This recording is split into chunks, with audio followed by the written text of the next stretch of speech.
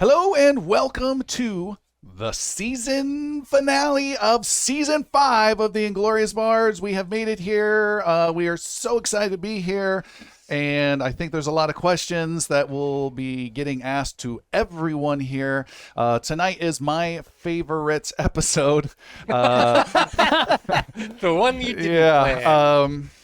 It's great though. We get to talk about what we've done throughout the season. Fans can submit their questions. The players have theirs. There's a lot of good stuff. Talk about our favorite moments, areas where we failed, areas where we succeeded, and lots of ideas about what's happening. Is there anything right off the bat before we dive into this that any of you guys need to get out onto the floor?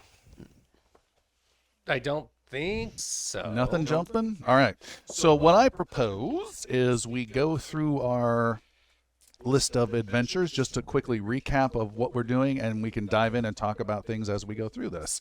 So we started with Adventure 1, by the way, which was back in January 10th of this year, was the first episode. With a appropriately romantically movie titled scene. I have A River Runs Through It, is how I missed that one. But we jumped into talking about missing scrolls and getting right immediately connected to the academy that we had.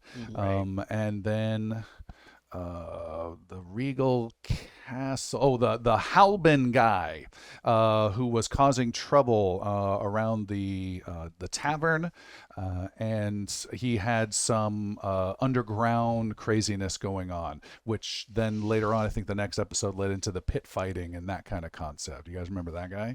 Yeah. Yeah, I thought he was going to make a comeback. I was ready for him to make a comeback, but then things just escalated beyond him. So he didn't matter after a while. There are some other characters I thought we'd see again. Oh yeah. Yeah, his was an interesting one because it had like the letter that was going out, and then there was the old mad guy. We didn't know what he looked like or any descriptions of him at all. Oh yeah. He was just some dude, and so every dude could have been him. So we just kind of kept asking and encountering. It was a lot of, "Are you my mother? No, are you my mother?"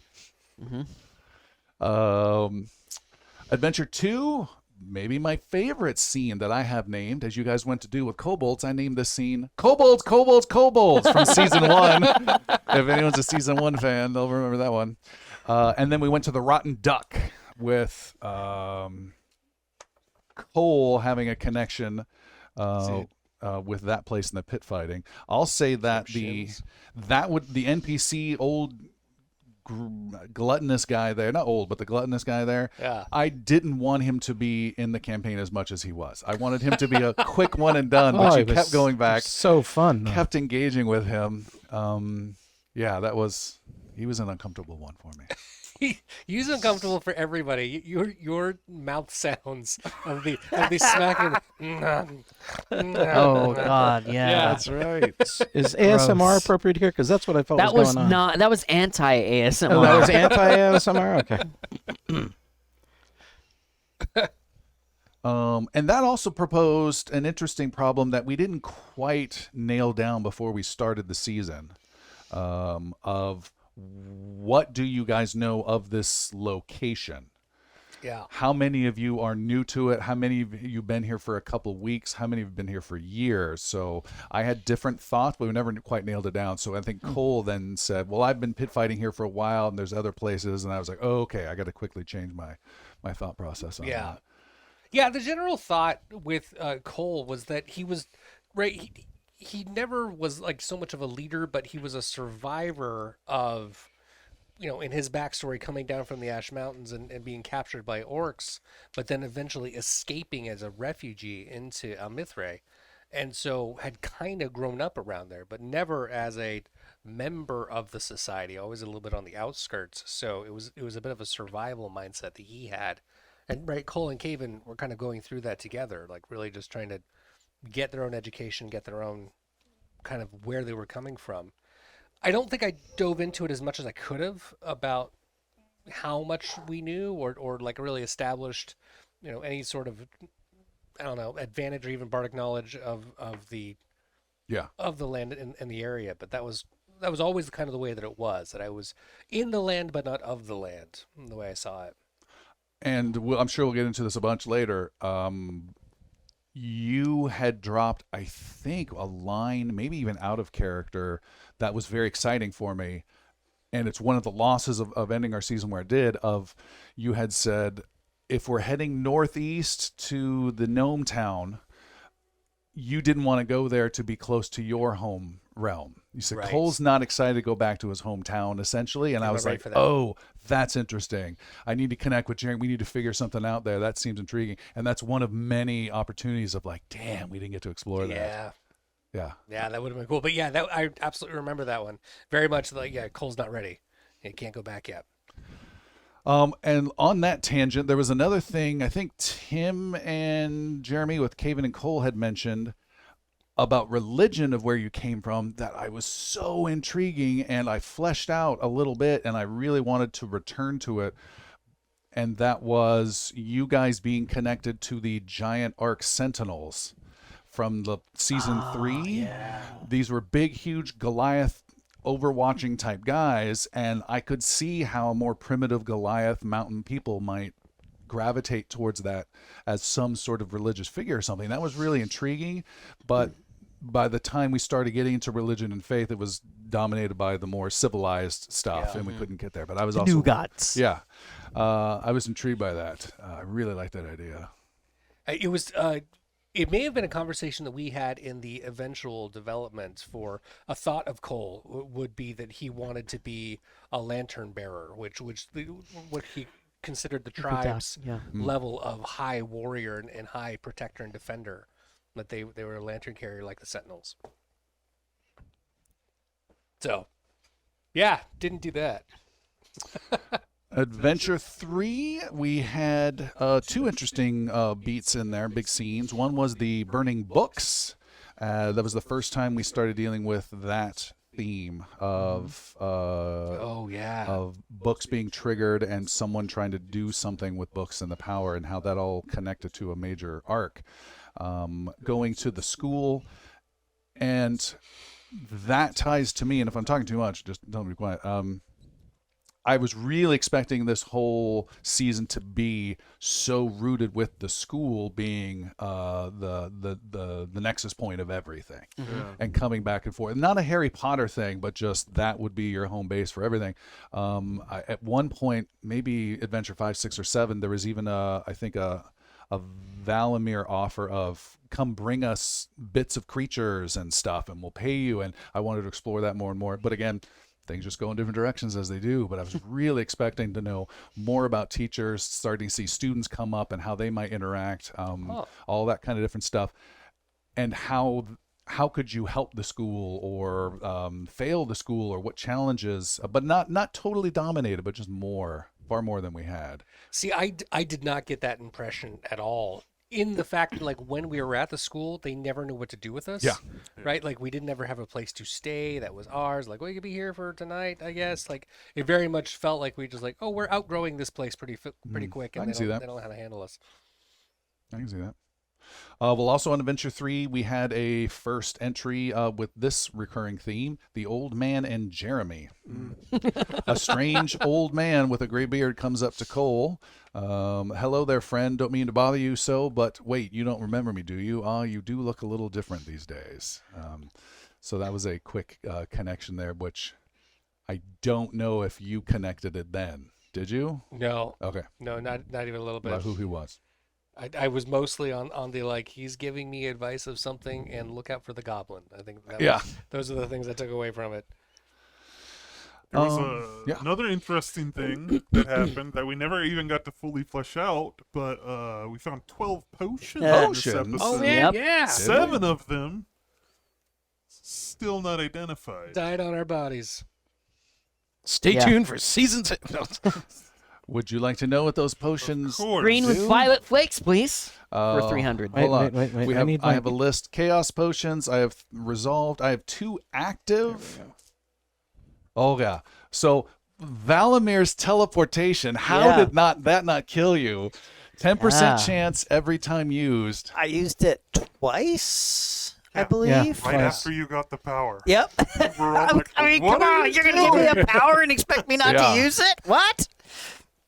That was fun. That was a scary, That was fun, really like Chekhov's type gun that you had in your back pocket at all Yeah. times. Yeah. And then you stopped using it. Wonder why. No, You and, felt that 10% creeping up on him Yeah. every day. and just an interesting bit of psychology on my part behind it is, if I had to roll a 10-sided die, I would not have ever used it. But because I got to roll percentiles, even knowing it's the exact same percent chance, but it's it's out of 100. It felt less dangerous, even though it's technically the same odds. So I don't know why. but- Yeah, that's like inverse gambler's fallacy, I think, is what Yeah. I'm hearing. We had another active. I don't know if it's still active. I didn't update it. Fiona's potion is the next creature she kills by her own hand is avenged by tons and tons of spawning kobolds. Yeah, we hit that. Oh my God. Way later. Yeah, it was weird. She does not know this yet. It was drunk. All right, so available. Tim, you asked for something. Green with violet flakes. Green with violet flakes. If the drinker is hit by a bludgeoning weapon Okay. within X amount of time, I think it said 24 hours, but I was doing a week for a lot of them. So if you're hit with a bludgeon weapon within a week, you immediately and permanently learn the Elven language. That's awesome. Yeah. That would have been cool. Like your bells rung and Yeah. suddenly you're hearing things. I'd probably, if that would happen, I would have twisted I where know you Elvish. only hear the Elven language for a little bit and then finally the others. That would have been cooler. Yeah. I That was a Caven potion? that was Caven Caven. was hanging on to it, Coming into the last episode, I was trying. Like I wanted to use it. I'm like, now's the time. Yeah, but I for just sure. never had the opportunity. And Valimir came close to drinking his gold potion. Gold. Drinker's torso is hollow for 1 day and can Cool. store 5 cubic feet. Weird. How would that have manifested itself? Jesus. Okay. So be it. That was that one. What was the swirling teal color? Drinker crouches and begins eating dirt and twigs for a week. Oh, that sounds that terrible. would have been Just a straight bad. Yeah. Oh, my goodness. That would have. Nobody had that one. The big boss fight? Yeah. I'll just be. I'll save the day. Oh, But, the pea green. Pea green. That's what I did earlier. This one was an Didn't go to a interesting one. doctor. I was really interested to see how you guys would solve this one. Drinker cannot leave the current scene until they have less than half the hit points they do now. oh, that's an easy solution. Would But that? how to resolve it? Yeah. How to figure that out? Yeah. How to play that out? Yeah. You That feel was- fine, but how would you have gone through preventing them from moving? I the know. scene? It was interesting. They I don't walk know. and then appear in the middle again. What the hell? That's bizarre. How about dull grave or vessel? Dullgrave or Vessel. When Drinker next hits an enemy with a damaging attack or spell, the next damaging or spell by the enemy hits the enemy themselves as well. So when you hit someone, you tag them, and when they do something, it reverberates also to them as well. Oh. Oh, that's pretty cool. That would have been interesting. been for really live sweet. fire, Yeah. Okay, we got a couple more. Yeah. Okay. Sparkling pink. God, this is so wrong. Drinker has a second identical skeleton inside their own body. Move speed -10, resistance to bludgeoning damage for 1 week. That one, if I would have had one more turn, would have been drank. Interesting. What's We the one got, we're missing here? The Fizzing Azure. Fizzing azure liquid. Drinker's voice emanates from whoever they are addressing for 1 day. So when you're talking to someone, your voice comes from Comes them. out of the. That's a role-playing one. Nice. I That have would be fun. 3 more. Oh, yeah, I see 3 more as well. I see Yeah. Obsidian and a green chunks with a clasped hands label and something that's clear. It looks Yeah. like a shield. So we had these were found in the dungeon. The spider dungeon. Spider dungeon. Yeah. So thick obsidian potion with an image of a tower. A steel tower erupts from the ground and rises to 200 feet high. It has an open doorway, stairs, and a covered top. just bursts through whatever's there and grows. God So, help like, you if you drank it. and spit it out, or like how does that No, work? when you drink it, it emanates from you and it happens. So you're fine. Oh, okay. Wow. all right. And you're inside of it. But you're permanently changing the world. That's not a delay. There's no time delay on Steel that. Tower enema. Yeah. Do that in a tavern and there you go. Or Man, if only we had that when like in a some- king's council chamber. Yeah. Yeah. Oh boy. Or the- freaking top of the spire. Thinking like on top of the pedestal where Raikal Oh. was. Yeah. I have clear but smells like pears with an image of a shield.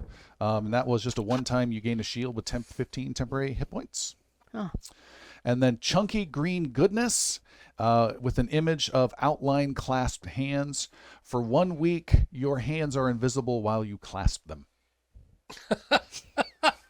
I didn't say these were epic. They were chaos potions. Yeah. Wow, cool. Chaos potions. All right.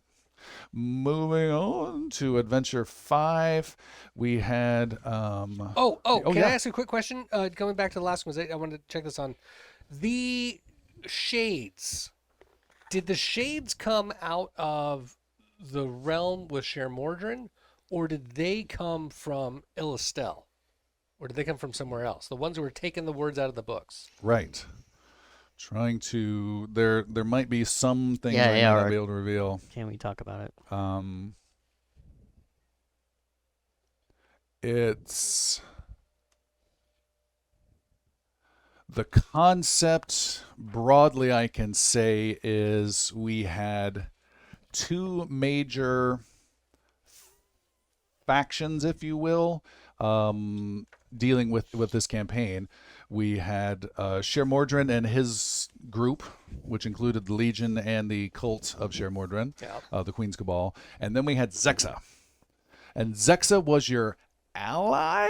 Question mark. So No. Zexa. Misinformed. Zexa's sensing that something big is coming and can foresee some things of what's coming, and so he is making good decisions and not so good decisions for himself to not let Sher Mordrin come in, and has a sense of you guys might be involved, but he also can't get a good. But he can't get a good vibe on who you are. I think we saw that with the voice lady Mistress later on. of Pain. That she was able to find you, but also not find you at the same time. So, anyways, his concept was we need to be, if I remember correctly, I'd have to double check my notes. We need to be stopping this veiled threat of the hero. I didn't even know it's you guys, but this veiled threat coming in so that you don't trigger things. And that theme came up a couple times, and I'm sure we'll get there. But at the big moment where you did all three at one time, Yeah. there were undead there trying to stop a portent of trouble coming. Whereas you guys thought it was them coming to cause trouble. It was them trying to stop you, which was one of those vibes.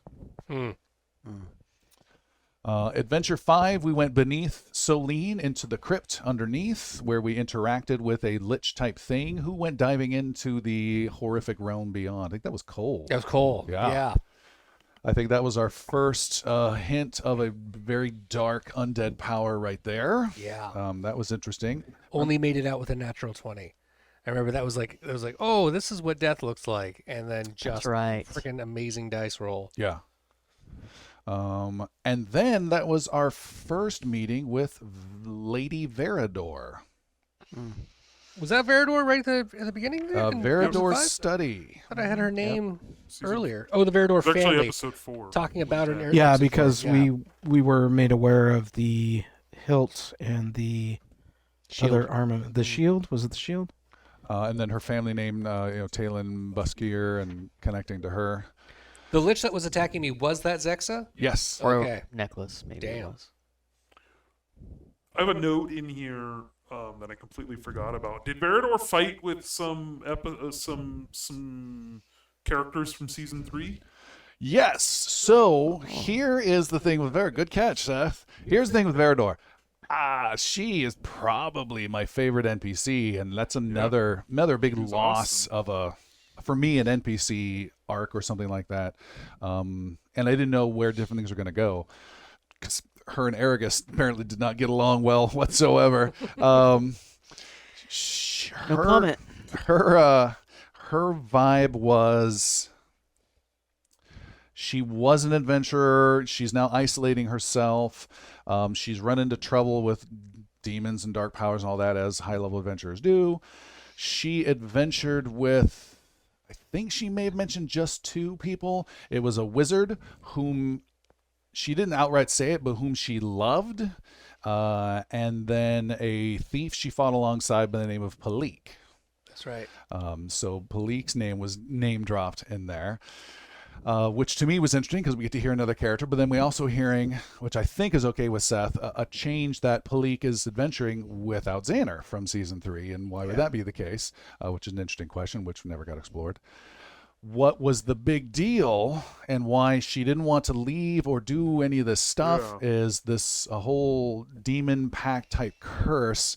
Which I can't find the specific note, but the gist of it was she was able to save her life and the lives of her friends by making a pact, or succeed in whatever this quest was long ago, years ago, by making a promise that if she ever drew a weapon and tried to attack or defend in that way, the one she loved the most would then die. Would pay a price. So then she has to retire. And so she's slinking back. She doesn't want to get caught up in zany adventures. She's just becoming this recluse. So that's why she was always reluctant to draw a weapon. The most she ever did finally in the street battle was to draw a shield to try and defend. But her big problem that she really loved and didn't like is that she started developing feelings for Caven. That here's this guy who she is starting to connect with, that's cracking down this wall she's put up, and like that's You had really, a shot. that's dangerous now for her. And not only that, if he was a grocer or something, that might be hard. But a guy who might need to be defended by her, she would then be killing if she drew a blade. So that would be a problem. So that was. So anyone she loved, not just the one person that she It would loved be before. the one. It would be the that she one. loved the most. Yeah. Don't try and minimize Caven's love Charms? for- Just trying to establish the legalities of the curse. That's a lot of backstory for that particular NPC. Like that's a lot of development there. Oh yeah. Caven was wanting to get back to seeing her again. Mm-hmm. Makes sense. I had several different ideas, and not knowing where you were going to go, of where she would be through the whole occupation of Calavier. How could she connect with Caven again? And what would that be? Would that be bad? Would that be her thinking you did something really bad? Would it be you turning on her turning on you, her admitting maybe some feelings for you? I don't know. That was really intriguing, but we didn't get to explore that. All right. She probably could have, I'm just theorizing in my head here, joined this resistance that was going Cole's on. group? She did. She was mentioned as part of the resistance because when Palik was getting, maybe it was you that said it, but when Palik was getting all curious about what Cole was up to, Fiona. Fiona? Yeah. Talked about the few friends that are around. Yeah, and Okay. mentioned Verador's. Well, it's like she can't handle a weapon, but she could convey commands to other people and use them as weapons. She's to, the one that gave Finance. Gave it the title of Finance. Yeah. Oh yeah, that. Yeah. Harper. Adventure 6, we went back to the academy for a little bit, talked to the headmaster, bought some scrolls. Then there was churchly repercussions. Oh. Yeah, that was a fun one. That was interesting. You started talking about Tail and Buskier, but really that was a fast one. Then we went to Awakening of Caven. Hemet blesses Caven in a ceremony where the church is closed off. So we went through the big guardian ceremony. A big highlight for the church, which we didn't get to go too far. Introduced a new character, Sir Alcrace, who I thought was going to... He's a Queen's Knight, which I thought, again, would be another cool character, but doesn't always happen. And then I have something called Goblin Gate. There it is. When you guys went out to the island, Mm-hmm. Yeah.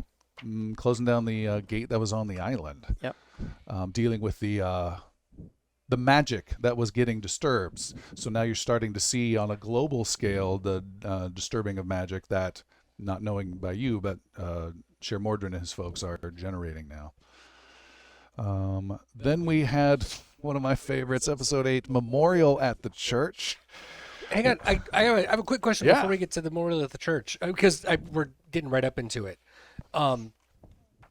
In episode 6, when we did the Goblin Gate, we were split up, right? Caven was left behind and healing at the temple. And so when you woke up, you had the night over you. You were just kind of like, we were in a lich battle, everyone else is gone. And then the whole thing started coming out of, they want to make you the guardian of Solene. Uh-huh. We never got a chance. We tried to do it in character a couple of times and talking about it, and right, Cole was really encouraging, but like Caven, if I recall, was in this state of doubt Yeah. Well, pretty much the whole time. there was two things going on for Cave. One, he's like waking up from this battle and like, you want to do what? You want to make me who? But he also, he didn't know where Cole was, and that was Oh yeah. very distracting for him. Like, especially in this moment of like, you say I'm this big deal. You want to make me the guardian of Solene or whatever. Like, he wants to talk to Cole. He wants to, yeah. Caven. And this probably is a reflection of me. Like, he questions himself a lot about things that happen or things he does or opportunities or whatever. Like, he always wants someone else's input, and Caven wants Cole's input. As much as Caven feels like he has to watch out for Cole, he also seeks Cole out as his brother and his comrade and, you know, his only remaining family. Without Cole there and with Caven taking it, was that something that you felt confident in, or that Caven felt confident in? Or was it always kind of just imposter syndrome? Oh. It wasn't imposter syndrome.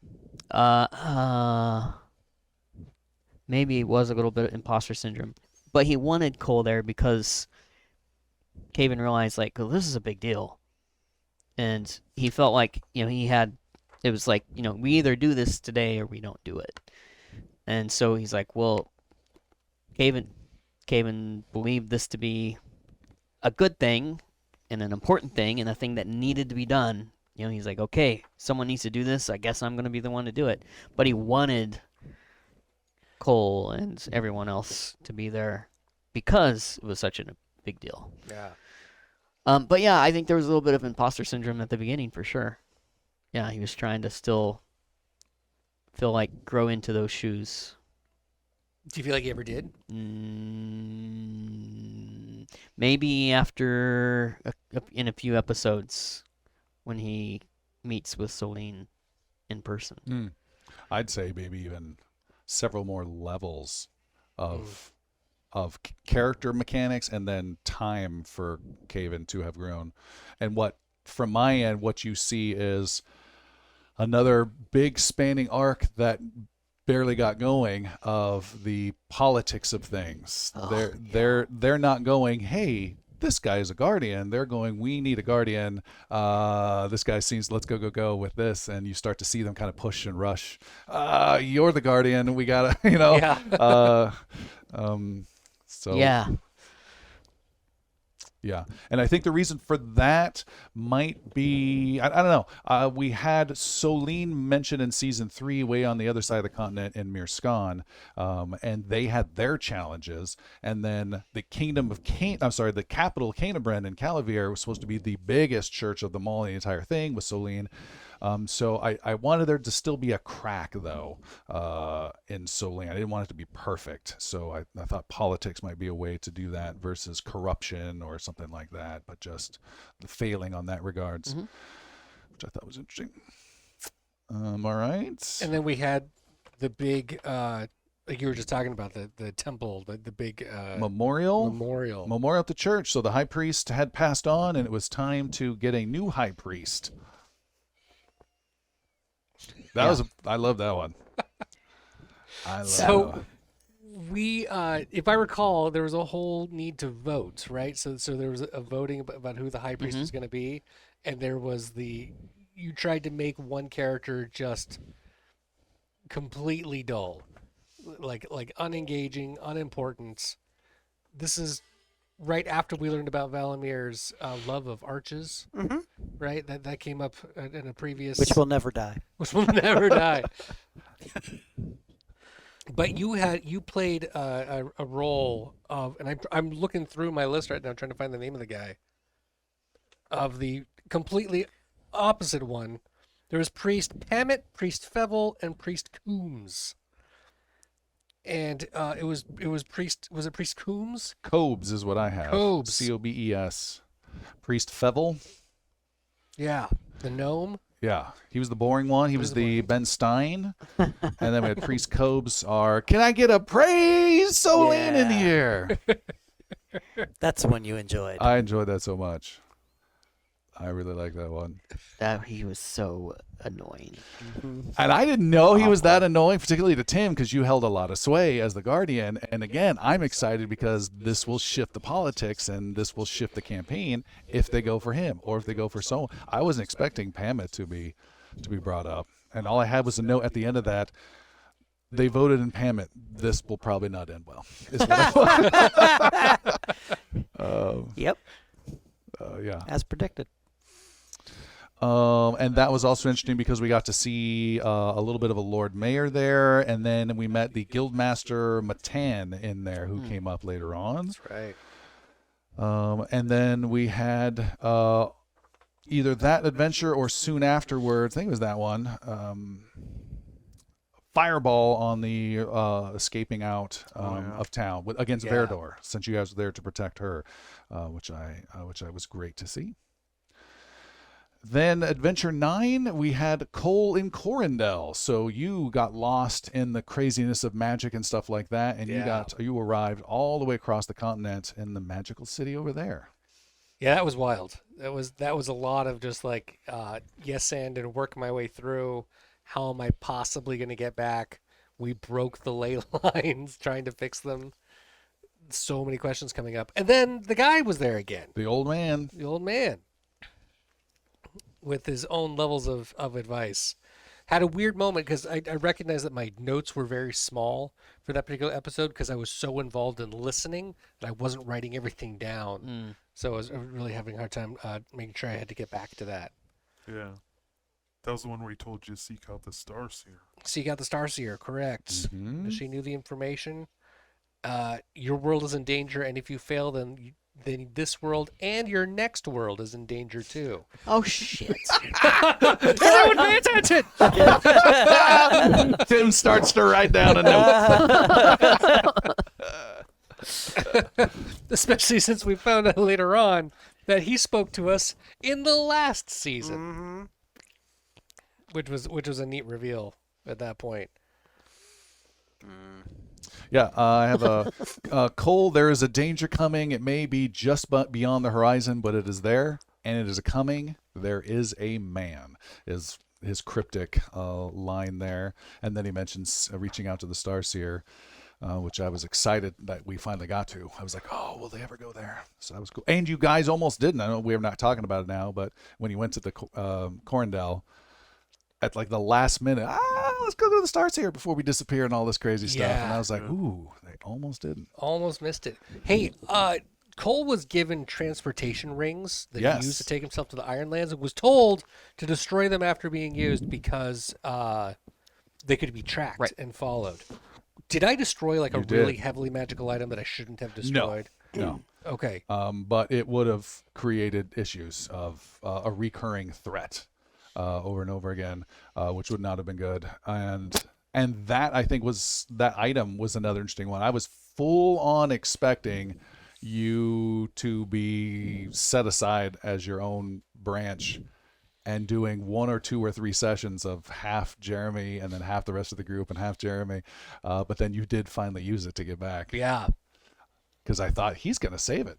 I'll call your bluff. Let's do it. Let's go. Beat by beat, day by day. Let's explore the Ironlands. I did love the immediate reveal of you used it, you made it to the group, and die. I was like, oh shit! What It was that? So your response was Cole fights his way through the orcs and the lands, then uses the teleport rings to arrive next to Caven in Verador's house, and dies. And I didn't think it was that extreme, but apparently that was the Verador's protections at that point. That's right. That's right. You did. How did we get you back? We locked him away in the temple for a day, and he stayed and recovered, timing him out of the adventure That's for right. his needs, and then came back later, and then subsequently for you as well. Mm-hmm. Adventure 10, a first in a long time, or at least in a long time. Big thing for the Bards. Downtime was what that scene was called. We had downtime. Yeah. There Dune 2, what?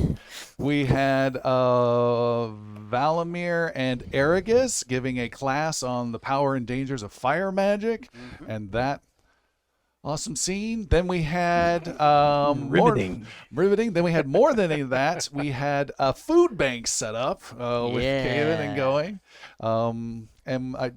We had some mercenaries that are causing some trouble there, which later on led to Guildmaster Matan as well, who again I was thinking would have again a bigger role. There was going to be more politics involved with the city, but then the whole father thing just swept it all away, which again is fine. Which came out of this episode. That was the end of downtime. That is the next one is number 11, Wizard Slayer. So as you guys were dealing with finding treasure on the docks, just before you do that, someone, I think it was Valmir and someone else, It might have been Aragus. No, yeah. Argus, yeah. I we're think. just by like a gate and this crowd coming, and then here comes this big dude, Wizard Slayer, kind of interested. That's and right. The big reveal was it's your name, and you're like, what? And then it's your Uh-huh. dad, and then episode end. That was pretty cool. Didn't know it was going to be that big of a campaign swing, but it was pretty cool. Yeah. That was the beginning of the end. True. Let's see. After that, you guys had getting an audience with the Lord Mayor on Adventure 12 and Scene of the Crime, going back to where your dad had caused trouble, and that was the first time meeting the Queen's Cabal there with what's his name, Reginald? Yeah. Reginald. You have beautiful eyes. Reginald. Spit on that man. And then episode 13, the Blue House wizard named Reginald Humford, member of the Queen's Cabal.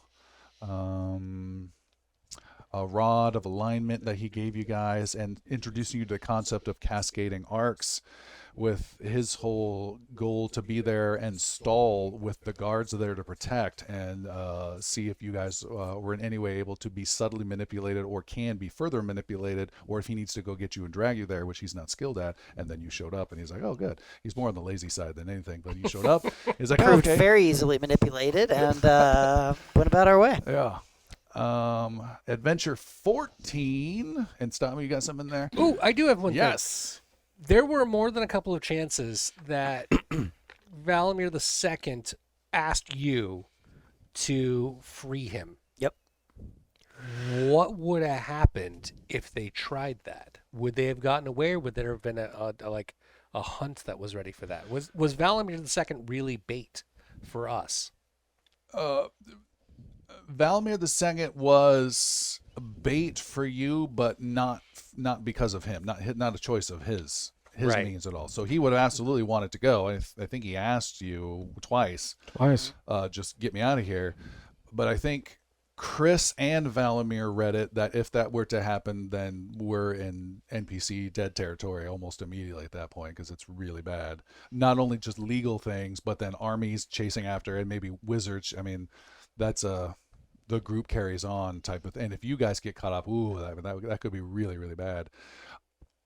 For me, it would have been, can he somehow do it surreptitiously and get away with it? And that's extremely unlikely, but possible. But that was intriguing. Or also the whole concept of he was originally going to be just sentenced down below to this super secret crypt. So what could that have been later on? I don't know. That was intriguing too. Yeah, what changed there from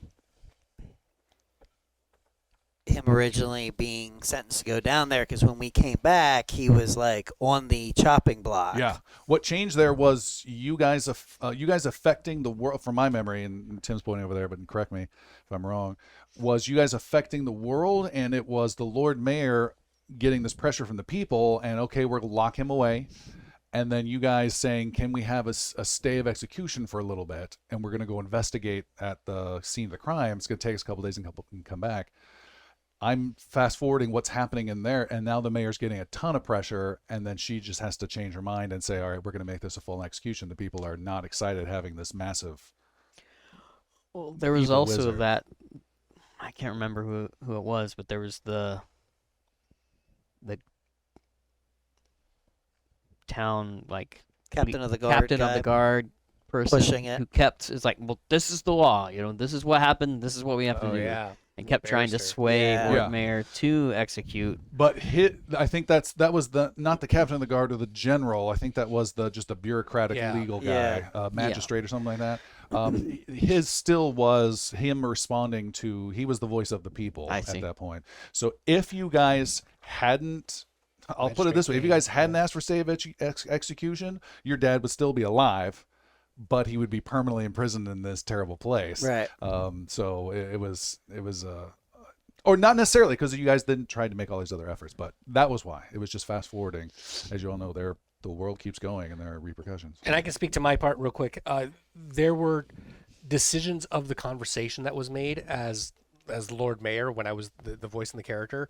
I was given a little bit of direction from Tom earlier, who gave me the like, everyone's really upset. They just want to call for his execution at this point. And before that, it was we have to do a show of force. We have to keep everyone safe. And that was the general mindset for it. So there was room for convincing, but there wasn't a lot. And that was my call on what the conversation with the Bards was. So I did still end of the day make the call to have him killed for that. And sorry. It happens. I'm sorry for the heartache that it caused, because it caused a lot. There was no kind of like, Man. well, that didn't happen. Like, it really was a holdover for a long time.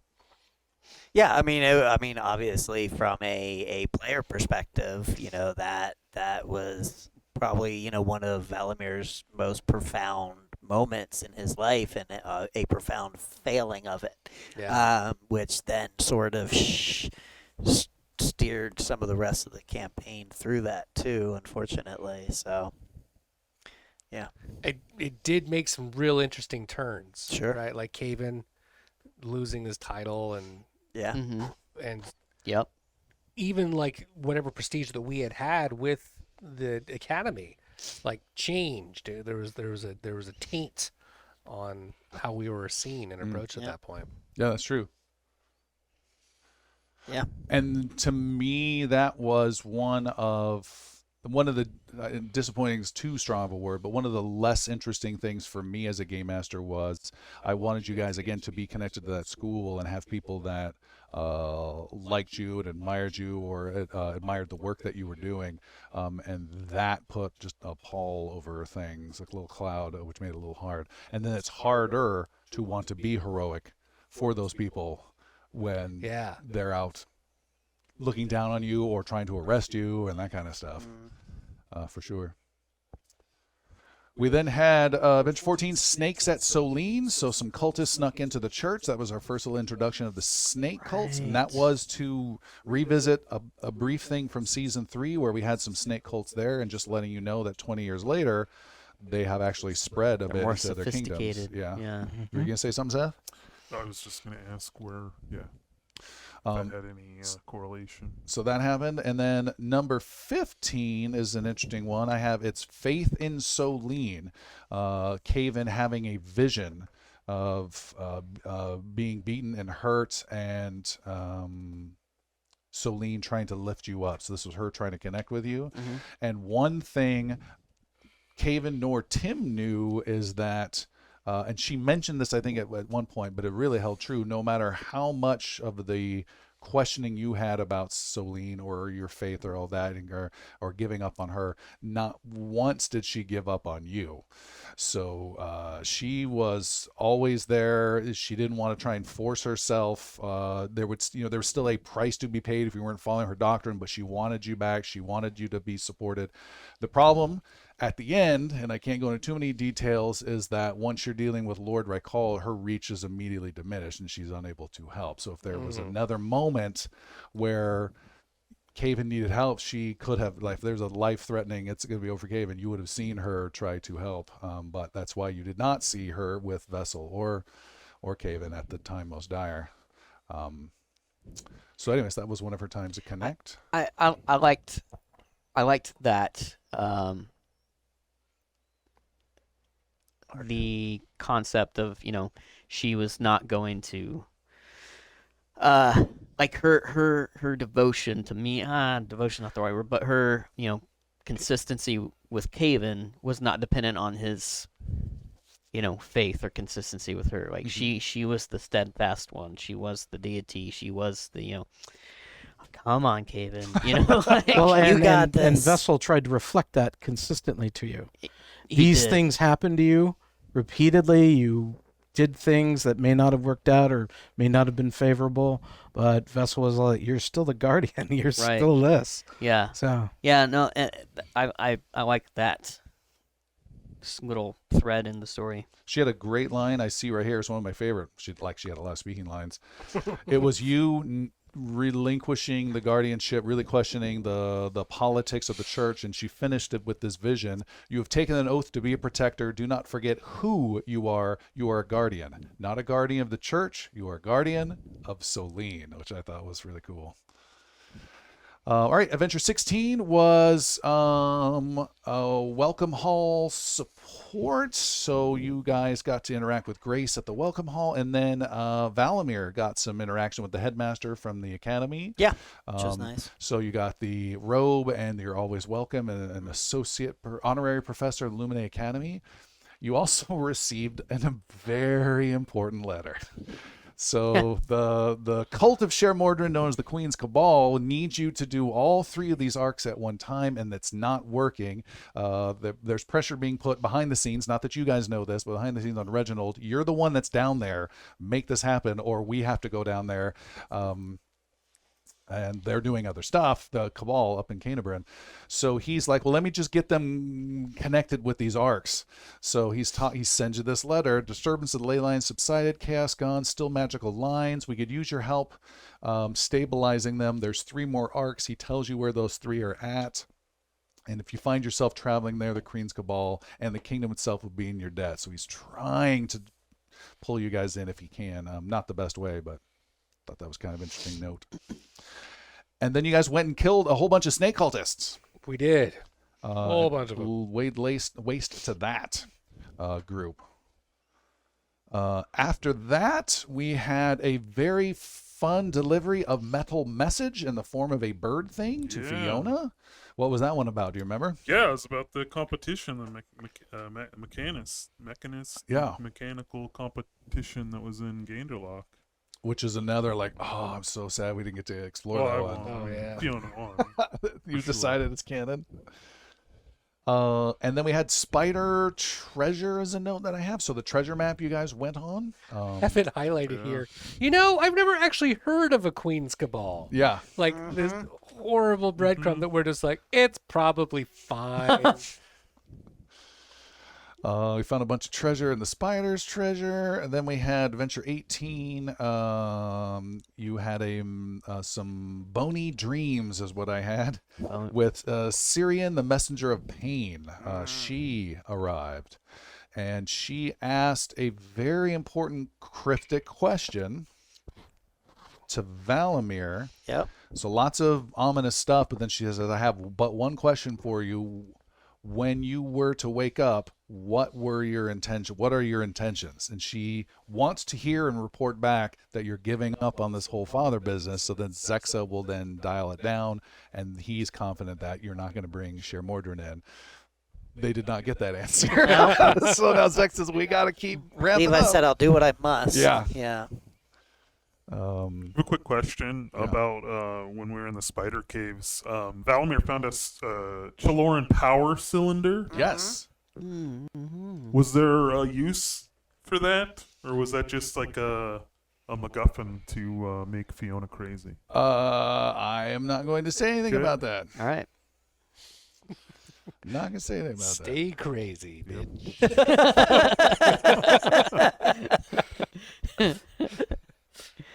It probably means that it was something more than a MacGuffin. For sure. Then Adventure 19 was you guys leaving and heading north to the capital of Canabrin. That was it was overdue because we could finally get away from Almithra, but also huge for what's going on behind the scenes you guys are not aware of. Are you going to head to Port Heath and do whatever you want and then close one cascading arc and screw over their plans? Now they got to figure something else out. You guys are deciding to go to Ganderlock. To me, it's very interesting what's going to happen or not. And you guys were planning to go to Ganderlock, and I think there was mention of just cut the corner and go there. And then someone said, well, since we're heading north, let's go north, talk to the Temple of Solene, and just do some shopping, whatever the crap was. I was like, ooh, they're getting very close to the Queen's Cabal and the Starseer. This could be interesting. What I also found interesting, which you guys don't maybe know or care about, is on the way north, there was a magic cage with a pixie. Yeah. Yep. I was always wondering about Tinkerbell. that. Yeah, and Lissy was her name, and I was going to have her become a reoccurring character as well, but then she got obliterated by, 2 years of skipping ahead forward, so it just didn't seem relevant anymore. But yeah, she's going to be recurring, and because she had met everyone was interested except Cole, so yeah. I wanted to see what that was going to be about. That was unfortunate we didn't get to spend more time with her. She got turned into a moon lantern. Yeah. You guys went north to Canabrin. We got to see the Grand City more. We saw hints of it in season 3. We got to see a little bit more of it now in season 5. And you guys again went there, and I was excited, like, oh, they're gonna go, and then are they gonna go to again the Starseer and the Queen's Cabal? You guys almost, I think, didn't either, which was again very exciting to me. What are they gonna do? And then that on Venture 20 is this huge play now on their part inside the Queen's Cabal of them getting you to do what they need. It's all about you and getting you guys to do these 3 arcs at once. I literally have at the bottom of this a reminder for me of, it's labeled The Truth. Reminder, with the entire organization as a front, they need the players themselves to close the arcs to generate the signal. And then Rothalyn, the lady, wants to appear to not trust the P's, but to be won over by them and agree to help them. She really wants them to succeed at this, actually. So that was trying to ride that line. Well, you played that well, because that's exactly how it felt, and which made me trust her. So, yeah. Yeah, I have a note written, the Cabal was created by Rothalyn Denor to make the world better for wizards. Not so much. So on knowing that, right? You gave yourself the notes. The playing was the character is deceiving us, trying to get us to trust her so that we would take on the actions. It worked. We all fell hook, line, and sinker, but we never sensed the deception at all. So now, knowing what happened and how we took action on that, would you have played that differently at all? No, because from my end, that was like a sweet spot of where are you guys going to go. You have a choice of going to any one of these 3 locations or continuing to screw around on Mithra or go anywhere else if you really want. Heading towards there, it's like, oh, now this becomes an option. And as you get closer, and we will go to the capital, are there, like, you're just getting closer and closer to this really sweet spot of, oh, this plan may actually become a cool, interesting moment to close out this arc. And then are they going to go to the Queen's Cabal? Okay, now can they and I, Tom, convince you to do this? So it wasn't so much I want to play it so you guys can really start to, because Chris is very wary as it is and very cautious. And it was a crazy, interesting, and scary conversation for me and for Rothlin, of even things like Chris saying, well, let's slow down. Let's take a couple days. Let me go out a couple hours to the west. Let me see what they're doing with this rift thing. And she's like, I cannot have him do this. But no, yeah, stay here forever. Stay here forever. And trying to get that, while at the same time, God, trying to get you to go to these 3 ways, and trying to make it your idea as her goal was really hard. Job well done. Really hard. You bastard. Then you guys went, before you took off on this big adventure, then you went to the Star Seer at below the city. That's right. She talked about a man named Shermordrin, skin of bronze, demigod. He seeks you out. He will find you. He has followers aiding him. Many followers are fiercely loyal. The cult of Mordrin. He brings death, but death is also his enemy. That was an Right. interesting one. Yeah. Death is also his adversary. Skeletal hands claw at him. That would be Zexa. Yeah, she's letting you know that there's someone opposing him. Blah, blah, blah. He both seeks and hides, but does not wish to be found. He is both moving towards you and running away from something. And then you are not alone. There's an old man. Listen to him. A lot of great 2020 rose-colored glass. I don't know. Then you guys... Hindsight, yeah, hindsight. Thank you. Then you guys went to 3 locations. We went to Castle Lethano. Who went to Castle Lethano? That was, I believe, myself and Eric. And Arrogance? Yeah, You went Baldur up and Arrogance. north. To me, that was what's a standard thing. I don't know. Undead in a castle, kind of standard, was much more interesting and sad to me because of the order. I just love that order. It's so cool. And to see them just so much of a shadow of what they were due to the changing times, particularly the queen of Calavier, who also we begin to explore. I was thinking, Yeah, I was level wondering about 10, that. level 15 adventures. You guys are butting heads with her. Come on, get your act together. I was really hoping for something like that. But watching again this order pay the price of them getting down, that was always a little sad. And seeing a Sir Brenrose picture, I thought was pretty cool. Yeah. Love that. We went northeast to Ganderlock, which was Well, Excellent there view. was a. Okay, never mind. Go ahead, Yeah. continue. Sorry. northeast to Ganderlock. Seeing your family move Yeah. over there. Yeah, these asshole gnomes. I came across something that's interesting that I 100% forgot about. I'm pretty sure you forgot about it as well. But when Fiona and Vessel were in her parents' basement and she was showing off her mechanical spider that she's won the competition with. And then her father unearthed another Warforged. Yes. That he was like scrapping for parts. Yes, And he upgraded Vessel that's true. with 2 things. Oh, that's right. A collared voice box that would have automatically, whenever you were in death saving throws, would have automatically brought you up Oh. to 1 hit point. That is absolutely true. Well, let's retcon. Yeah. All right, see you back. That's a very good point. Yeah. And then +1 to To, all melee and spell melee, attack yeah. rolls until you make a death saving throw. Mhm. Yeah, and it was interesting that we never got to explore. I mean, there's, but where he found that other Warforged and Yeah, I feel like I rubbed you a bit wrong on the way with that, Christopher. Of like you wanted to be more unique than that, but you had kept mentioning this other army, and I thought maybe he could have found another one. It's totally possible. right. I think. we'll get to that army in a minute. Yeah, we'll get to that army. Um, There's a list of grievances. all right, and then we had the big. And then back in Castle Lethano, then you're fighting your way up to get to this cascading arc.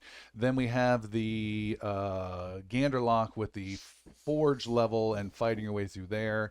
And also, I enjoy getting to see some of your friends and things in Ganderlock, which to me again was going to be maybe a sine wave or some sort of repeated arc of having Fiona come back every so often and seeing her get bigger and bigger and bigger.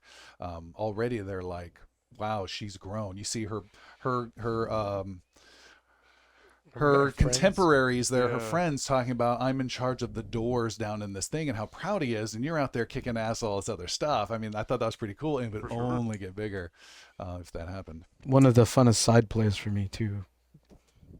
For that episode, which I enjoyed. And at the same time, we had Port Heath with the Boulder Fall brothers down in the water Oh my area. God. Again, another one of those, like, in hindsight, I feel like we very much squeaked our way out of it, but it had a whole lot of, like, you're just not supposed to be here going on for the appearing like teleporting underwater and swimming up and suffering through that, which, if I recall, Caven had a new voice for that particular episode. And a memory of our gear, because I don't think you were here for that one, Tim, when we teleported down. So Right. Christopher took that on. Oh, that's right. Yeah. It says here that I've got giant strength, and I'm not. You're like, oh yeah, you're swimming just fine. Yeah. You just pop Oh. right to the top, and we're Yeah. suffering our way down.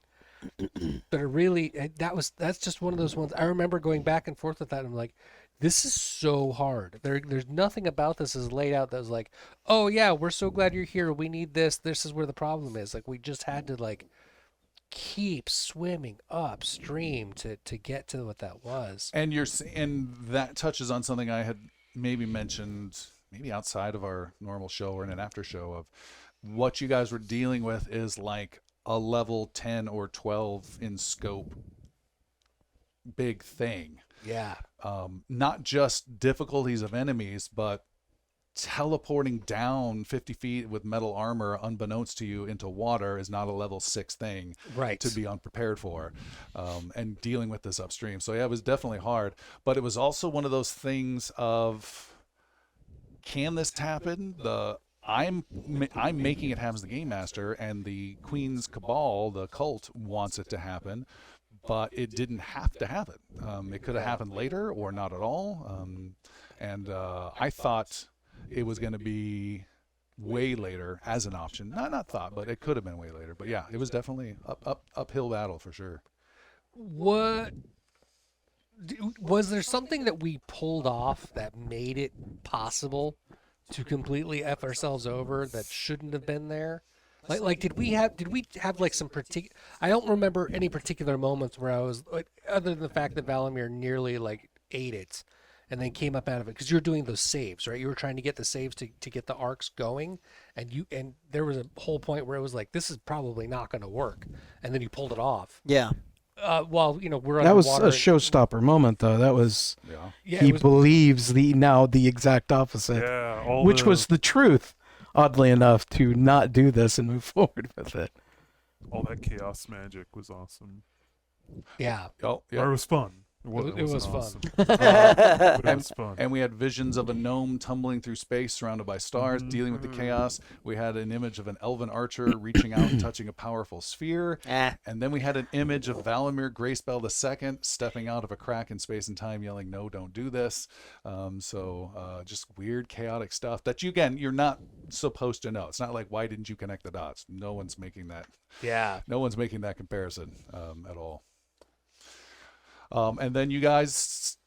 But hang on, but answer my question. Oh, yeah. Like did we pull off a miracle at level 12 as a level 6 people that we shouldn't have been able to do, or did we just hack the lock and get the combination just right so that we were able to unleash your margin on the world ahead of time? Yeah, the only game balancing thing I did was to balance the encounters a little bit, to make them somewhat approachable. But then I said to myself, I'm still going to make them hard and see what happens. And they're not necessarily designed for 2 people at a time, because you guys had mentioned that. Right. And I'm like, it's not going to be designed for 6, but it's not really designed for two, but like the Forge battle, I think came off way easier with how you guys handle it. And I'm like, oh, okay. And then I thought it was going to be more of in the castle battle, more of a weaker thing of the soldiers there and them needing help. But you did a lot more rallying and hold off and we'll push through. And I was like, oh, you guys did pretty good on that. But the freaking one of you guys down with the water, again, the stakes of this cool bubble clearing air thing. Oh my god, yeah. And you have to battle this stuff, and she has this death gaze thing. Completely put off by his incidental use of heroism. Yeah. Oh my god, You yeah. That was block huge. all of that. You just shut her down. It was I mean, that was massive. And then I'm waiting for this huge implosion of water coming. I'm like, you guys are screwed. Yeah. And the father and son that are now injured from the boat and everything. The boat that fell out Like- of the sky. Like yeah. the challenge and darkness of that moment just got skipped right over in 2 years of skipping ahead. But that I really missed. But that one was definitely challenging. So I don't know if that answers your question. Yeah, I think it does, because the thing that I was thinking about, like, did you reduce the challenge to make this possible? Should you not have, so that we really understand the stakes of how dangerous it was? But then you just pointed out, like, Caven completely nullified one of your massively, Yeah. killer moments, and then they nullified one of your massively killer moments where you were just like, you had it set up, we still bested it, and then caused the problem. That's right. I needed to double check. And that happened a couple times where we would do battles, and I'm like, ooh, this one's gonna hurt, and like, oh, you guys just glossed right through it. And then it could be decisions or spells or just D&D's save and suck on whatever it might be a particular moment. But on the other hand, there's been battles where I've just been like, oh, like this is going bad. Let's keep going and see what they can do, and things get bad. Or there was a battle season 3 where some undead dude had a really horrific 15-foot radius nasty aura that let him re-roll or cut things in half in damage wise, and I read it as 30 like constantly. Oh, that's it right. made you That's guys right. re-roll everything or something like that. Yeah, you did. And I was just like, Brain it. ooh, so I'm like, it all comes out even in the wash. My NPCs will die. You guys can die too. So then you had Sher Mordrin arrive with this huge epilogue oh my god. of Sher Mordrin that is available on the Discord. Anyone want to see it? I was really excited to get that one out because now it's happening. All this groundwork is now paying off in this regards. When they arrive now, I think we had discussions of what are we going to do, and I'm thinking, okay, what are the adventures? We'll do 2 people here, 2 people here. We'll maybe in the next 2 sessions or so, we'll try and get them all back. How do they find each other? How do they do this stuff? And then just had the idea, well, let's do the Battlestar Galactica 1 year later, and let's just skip ahead 2 years later and see what happens. And that seemed like a cool idea. Yeah. It did skip, again, a lot of stuff, though. What happens with Verador? What happens with the Ganderlock competition and all these things, and the Pixie and all this gets skipped, which is unfortunate. There was also a whole Aragus family story that was happening in Canterbury. He had a lot of family. Alistair wrote a whole bunch of things for his family. They're entertainers. A bunch of them were in Canterbury. And I had a mini arc for them that never even got explored, which then got skipped, which is unfortunate. So that was the price to pay, but it turned off really cool because then we got getting the band back together on episode 23, which for my end, patting myself on the back here was like, cool, we can do that motif, and we at least haven't seen it in our role-playing game kind of before, of getting the old military guy getting his ninja buddy from California, and that old bad cliche. That was cool. But then Jeremy, you just took it to a whole different level of making it really land and connecting with these people, which was really, really cool. Yeah, thank you. It wasn't jokey, but it kind of was. It just fit the tone really well. It was, I remember thinking afterwards when we were on our break and almost just being exhausted. Like I was just like, I'm very tired. And I had a moment that I was just really aware of how much emotion each of you brought into it with the back and forth. Valamir, I was 75% sure I wasn't going to get you to come back. Other than the fact that, like, hey, the show has to go on. Right. Chris, you got to be here for this. Like the whole convincing and back and forth. I felt like everyone else that I had done before getting to you was just to like prep myself up for getting into that conversation because Right. it was so heavy. Was he the last one? in the moment? No, Caven actually ended up Caven being was the the last last one. one, Yeah. which, for better for worse, it turned into a really interesting release from the conversation with Valamir. Yeah. So it went from Valamir into the show up or Yeah. don't Yeah, you just basically told Caven, just fucking suck it get up. there. Yeah, I didn't give any more space for it, and it fit well, and I think it worked well for like across the timeline. Cole's been doing this for a month, Mhm. and coming back to you. Plus, it's like your brother, you know. And it's like, your brother, right? Like I'm not here. fucking show up. Yeah. But it definitely had a moment. Like I'm really, I'm just grateful for all of you guys for playing off of it so well because there was a lot that I put into that, more than I was expecting to. What was in that vault? What was in that vault? I will tell you in a little bit. Okay. I'll tell you in a little bit. Next season. No, I'll tell you in a little bit. Tell you a little bit. I straight up had a Hellboy 2 moment, by the way, when you talked about Oh, that would have tinkering been with the vault glorious. and what's Yeah. behind it. I'm That like, would've oh, been I've heard of glorious. this one. Going back to Cole's thing, I also really liked how the characters changed over the 2 years or didn't. So Fiona, I don't think really changed much in the 2 years, and I think that fits Fiona. She is just this positive figure, and Yeah. oh well, let's keep going, let's do stuff. Bessel would not change for anything over thousands of years.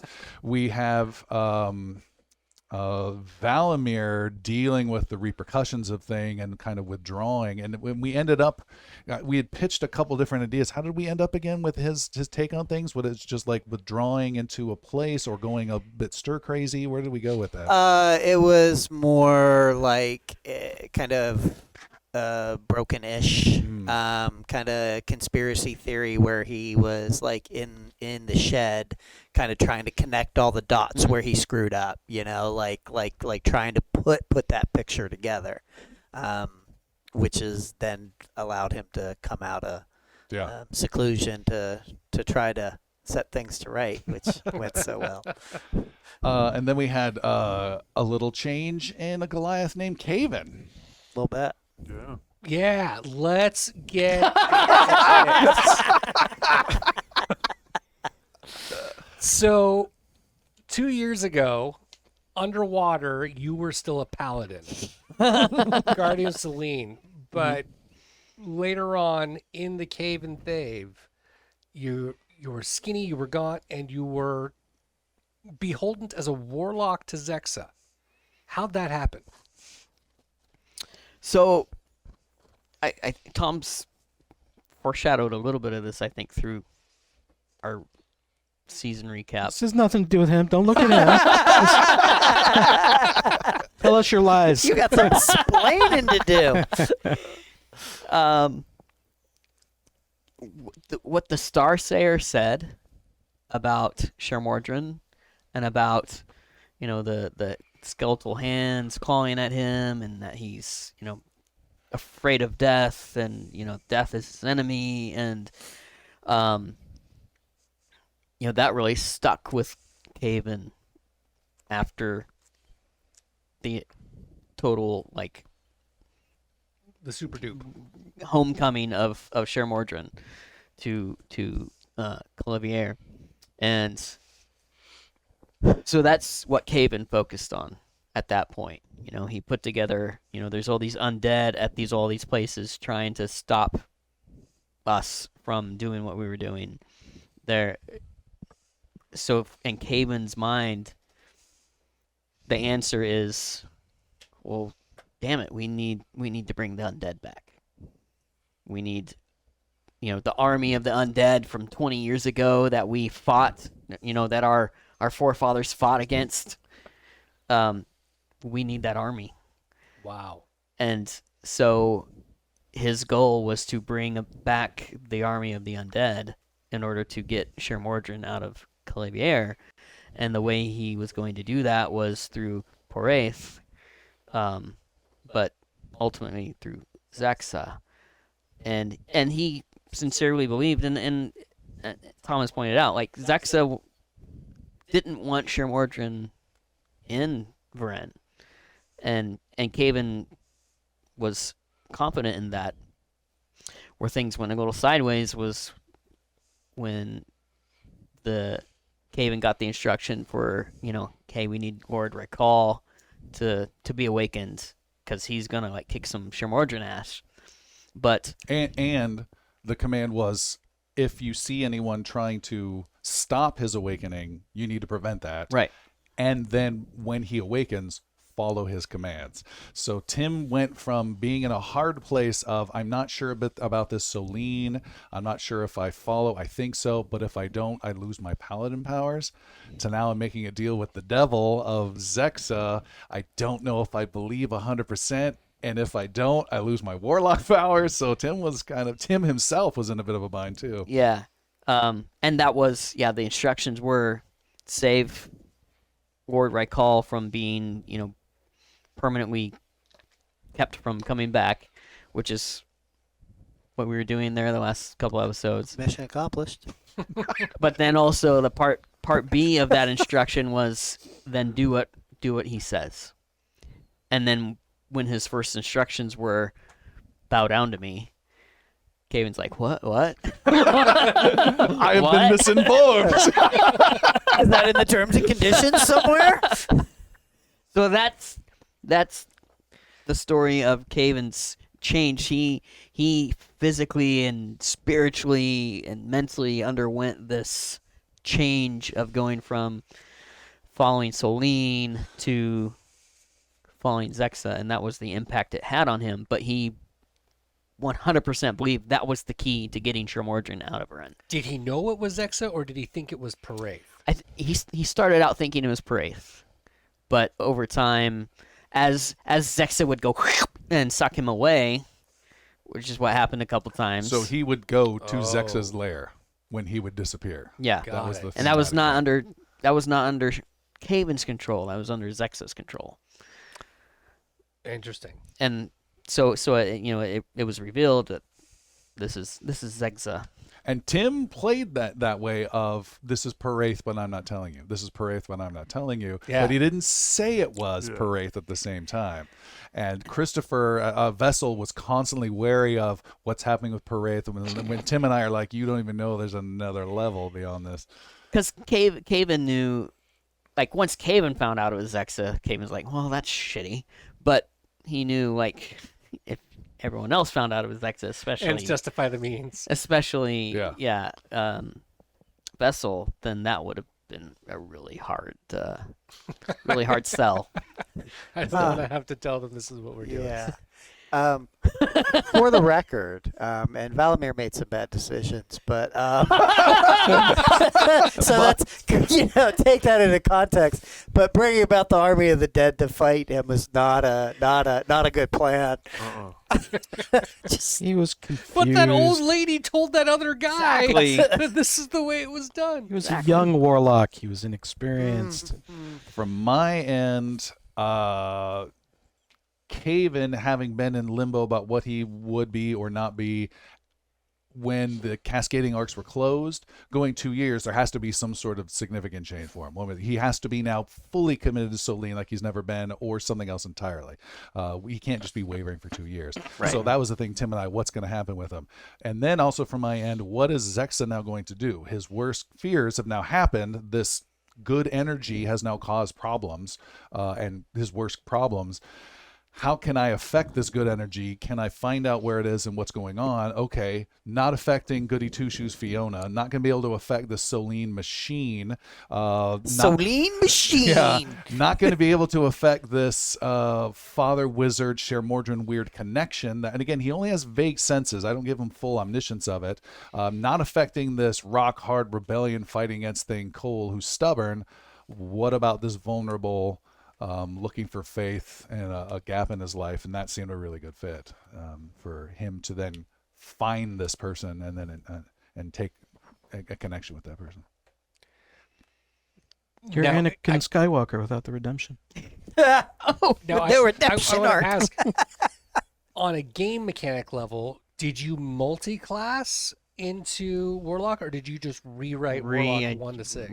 Reskinned. Yeah. Reskinned, Reskinned okay. Skaven. And Oh, you, only, wow. and you only got to see still like half his abilities. They had some Yeah. cool slick sword abilities and stuff like Yeah. that. Yeah. There's some cool things. And are we getting to it? And when he came, yeah, we're getting to it. So I'm going to move on to the next one. There was the coach, Gullick's coach, of going on the first mission now after the band's back together. Yeah. So that was the coach killing the guys there, and then the whole cliff thing with the river, and The that flying horse. the flying drowning horse scene. So we had that, and I think it was then or the next one, which was the rebellion at Sunfield. It was the next one.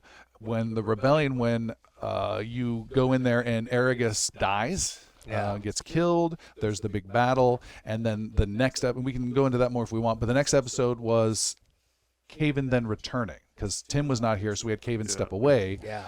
Caven returns, and I'm thinking, like, is this going to be a whole lot of guilt that he's going to feel that he wasn't there? Is it going to be a whole bunch of guilt put on him? Why weren't you here? And questions, but none of that really happened. It was just immediate glares from Christopher at Tim. Of, what's going on? Where were you? I need to talk to you a little bit more. Hold on now. Yeah. You knew something wasn't right. Which I thought was Fun interesting. thing with that, this is a great thing, and I would talk with Seth off air about this. When you change, Vessel's opinion about you never wavered. You were still the guardian of Solene, which was awesome. It didn't matter, you warlock, whatever.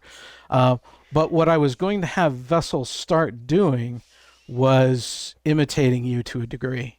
So his spells were going to start becoming a little darker Oh, okay. and a little Oh, darker. interesting. So he had cantrips, which was Toll the Dead, which was full necromantic, which in the early stages I thought was cool, but he went away from it to full radiant craziness.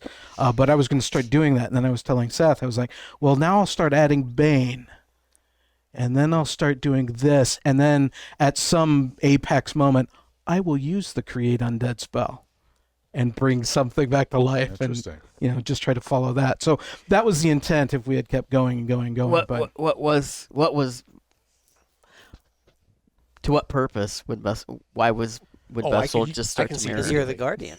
You were the Yeah, guardian of you're the Selene. guardian I of see. Selene. You're the Okay. example. So according Ah. to the soldier, you're the avatar. I So, see. so Okay, as the okay. guardian of Selene, no matter where you're Interesting. going, He would try to And he's emulate his you. own being with his own free will, but he kind of isn't. But kind of isn't, yeah. I mean, once the command is passed down, you shared it, and Celine discussed with me in some episodes. It was pretty much a lock. It wasn't that you were ever going to stray away from the intended path. You were the guardian regardless. I just had to look at it through that lens. So you made this crazy shift to Zexa. Doesn't matter. It's in her plan. I'm on board. And so when it came down to that one, there was one scene where, and this is another couple episodes later, I think. there's not a couple of episodes later, man. We It got was one. the next episode where it was a decision-making thing. Do we proceed? And Fiona was like, no way in hell. And I'm like, well, let's give him a chance. Yeah, That's right. when Fiona was yelling at you and Vessel stepped in. Yeah, Yeah. that's right. Yeah. And you brought up something that I remembered as well as part of Haven's decision-making process. There was when Caven was having like this face-to-face with Solene, episode 10 or 11, whenever it was. She talked to him about there was a war happening at their level as well. They were fighting an enemy there as well. And in Caven's mind, he didn't know who that was, but once Shir Morgan arrived, Caven's like, "Oh, this is Solene's enemy. It wasn't just this is our enemy. This is also Solene's enemy as well." So that was another, like in Caven's mind, Solene and the power she was giving Caven to do Caven things and be the guardian of Solene was not going to be enough. Like if she couldn't have stopped him wherever he was before coming to Varen, then she can't stop him. And so, in Caven's mind, he needed to bring in other gods to help. And he kind of got that idea from talking to Solene. I don't remember exactly what was said, but he came away with this picture that I think she said, like, we're fighting or Yep. something. Like she didn't just say I'm fighting. She said we're fighting. So he had this concept that all of the gods in the pantheon of the gods of Varen like are fighting together. So again, then Caven's mind, he's just like, okay, we're gonna use this power and this power and this god and this god, like just trying to build up this supernatural army. You bring up a really interesting point because the last time we were in Varen, back in season 3, there's a whole level of the undead, and there was this super soldier warrior who was trying to bring everyone back that we were up against, but like we still had these historical figures of our world that we fought with, right? There was Char Ice, and there was the Red Dragons, and there was a whole level of mischief and mayhem and that we were going through here. And then Raineth, of course, who was going back and forth with his shadow abilities. But so many times, and even in comparison short season that this was, there was the gods. There was so much of how the gods see us and what we get into. We got into it in a way that we hadn't before. I thought was really interesting. And I think it, character-wise, I would say it's a really amazing choice from where we came from, based on the, like, there was already a big battle before us, and now we're a people that look a little bit more to the gods for help that may not have been there as much before. I just thought I saw an interesting parallel, right? Because we had the other plane, right? We had the oh my God, what are they called? The Honor Crin. We had the Honor Crin that kept attacking Varen and trying to come in, but there was never any point where we were like, oh, they're deities, or we have to call on deities to stop this other plane. That's not the way the last group approached it. Where this one was all very much about, like, we have some serious shit coming down, also from another plane, but now we're trying to get the gods to work it in Yeah. and to be a part of it. I also want to Interesting. comment with Tim and Caven and powers and all that. There's a nuanced way that you did it, and not sound condescending, but a mature way that you handle it that I think a lot of paladins or warlocks wouldn't. There's the concept of it being an anathema, which is like burnt into Pathfinder, but really in D&D a little bit with, say, like a druid, you've got to follow certain things or you're not a druid. And the paladin's the biggest one of them all. If you don't do this stuff, you lose your paladin powers. I've read time and time, I had experience a couple times in my gaming career of people then like, well, no, I can still do this. Don't take my powers away, that kind of a vibe. Yeah. Or, well, what if I only just did this much then, and negotiating It's and a all little that. bit of peril. But, yeah. But with Tim and with Caven, it was, okay, I will be willing to sacrifice because I want to explore the I don't know what he's going to do type vibe. Or, shoot, this warlock now. I would lose my warlock powers. I would lose my ability to maybe help get this army. But I would sacrifice my friend. Again, it wasn't this, I don't know. I could have seen that going in other ways, which is cool. It was rough. I wanted to negotiate, maintaining. Okay, but Solene already gave me this. Can't I just hold on to it? But I wanted to negotiate that, but if that's not how it works, then that's not how it works. So. All right, we had Adventure 25, Rebellion at Sunfield. We had Aragus pass away, our beloved Bard. I wanted to mention that I don't like it if a single roll destroys a character. You're walking down the cliff and you roll a natural 1 and then you fall and die. I would give you a chance to make a decision or grab a ledge, or can friends make a sacrifice, not just off of one roll. For me, though, it was a series of challenges of getting into a point where then you are vulnerable to a bad roll, which was unfortunate. And it was 2 natural Oh ones. my God, Two brutal. natural ones. Brutal. Yeah, just Yeah. dead on dead. Brutal. Yeah, that was a rough way to go out. That was tough. And then you guys met the old man right after that with some more wonderful, clear, concise information provided. Were you and I playing the same game? Because that's not what my notes said. I did have two interesting comments of two thoughts he shared. He says, Sher Mordrin is more than just a general of a powerful army. He's a dangerous leader, oh yes, but he is much more than that. Sher Mordrin plants seeds that infect many paths, seeds that the most powerful beings in the world are oblivious to until it's too late.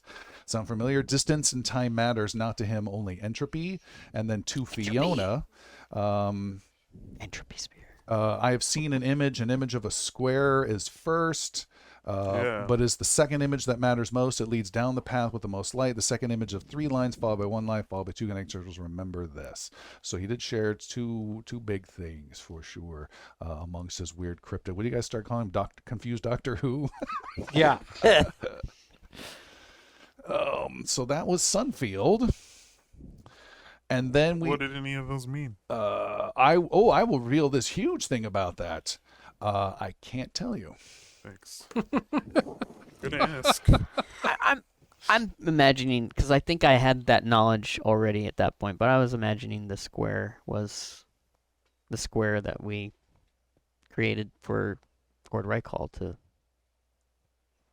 come forth.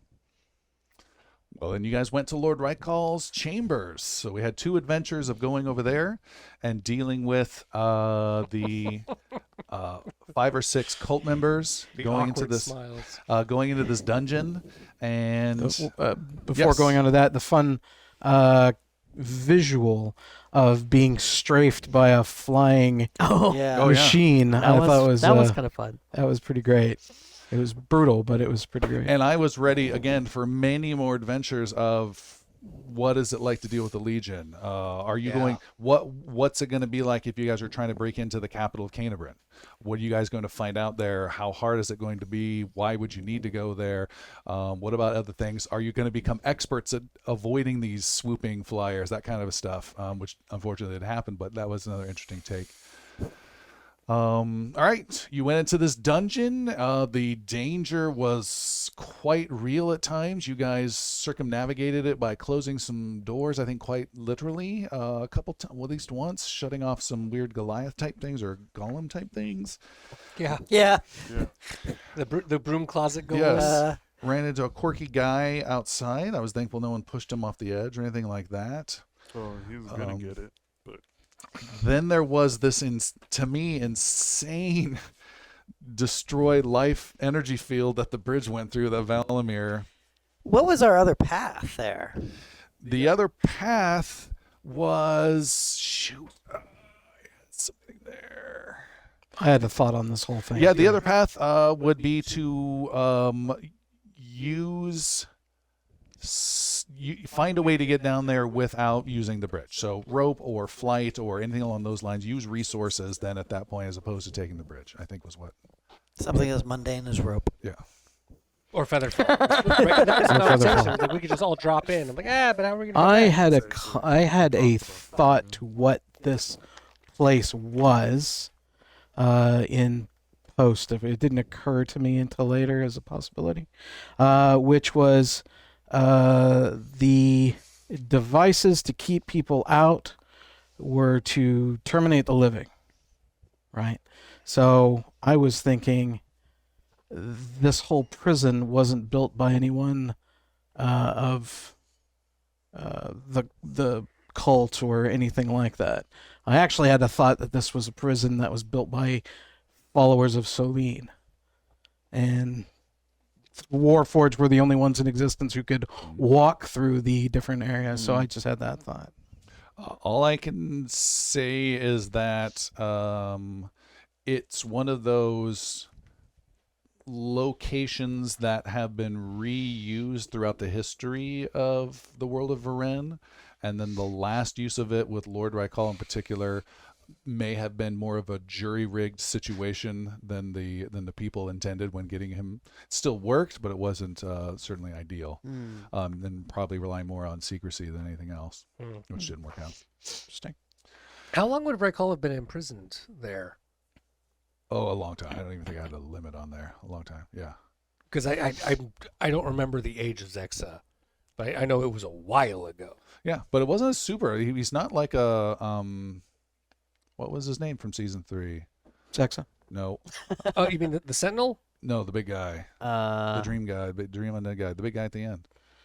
Scourgeonar. Scourgeonar. Scourgeonar Okay. is way, way older than Zexa. Okay, So it's a different age entirely. yeah. I was trying to remember Scourgeonar's name before earlier. Yeah. So you guys went through this dungeon and you went down this pit, and then we ended on a climax of taking down the cultists with poor Reginald Humford there, and then big final moment with our dear vessel launching an attack on Rykal. And then we had an unsettled week of us of what the hell is going to happen. 2 weeks, wasn't 2 it? weeks. Oh my God, yeah, it 2 was weeks 2 of weeks. lost 2 weeks. Yeah. In my mind, I'm thinking, well, it's probably like 70% this, which is what happened, 15% this, 10% this, because there was like several different maybe more than that, because I thought maybe Caving can do this, maybe the group could do this, and Vessel could do this, this, or this. So there were several different ways. But I'm, again, not saying, why didn't you guys know this in any way? Any way whatsoever. It was a really bad situation at that point. So there's a chance that Caven could have saved us. Yeah, are we But at chose that? not to. Yeah, I That's think nice. we're at Whoa, that whoa, point. whoa, whoa, whoa, whoa, whoa. Hold on. There's no us. Save me. That's what it was. And Tom and I talked about this, I think, a little, just briefly after that episode. If Caven could have seen a way to get the rest of you out of that room alive, he would have done that. But based on where we ended that previous episode, and not blaming Vessel, but like Vessel's like, here we go. And at that point, Caven's like, oh fuck, like we've got a battle going on. And he was, and those moments when Rykal was like, join me, he would, at that point, because Rykal is already like, well, bow to me, and Caven's like, hey man, I didn't sign up for this. He did not trust, his old trust in what Rykal was going to do was gone. So even if Rykal would have said, yeah, I'll save your friends if you join me, Caven didn't believe him anymore at that point. So for Caven, there was no sacrificing himself, so to in a way, to get everyone out. He didn't think that was even an option. Maybe it was, but Originally, I didn't think Roy Call was an actual person. I thought after the vision that Vessel saw, that Rykal was the blade. Like a cursed blade or a possessed blade or something like that. I thought it just was the cursed dagger of Selene. Obviously, he had it. Right? It was still the same. It was still there. I just, like, when it appeared, I was like, shit, there it is. And then I hand grabbed it and I was like, oh shit, there he is. yeah.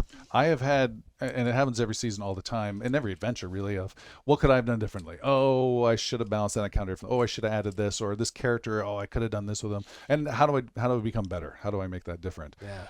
I think my biggest regret, maybe my one of two biggest regrets for the season, is the adventure prior, Adventure 26, before the big battle, was not cutting Christopher off like 6 seconds prior of you launching that attack, because there was a pause and I'm like, yeah, it's a pretty good time.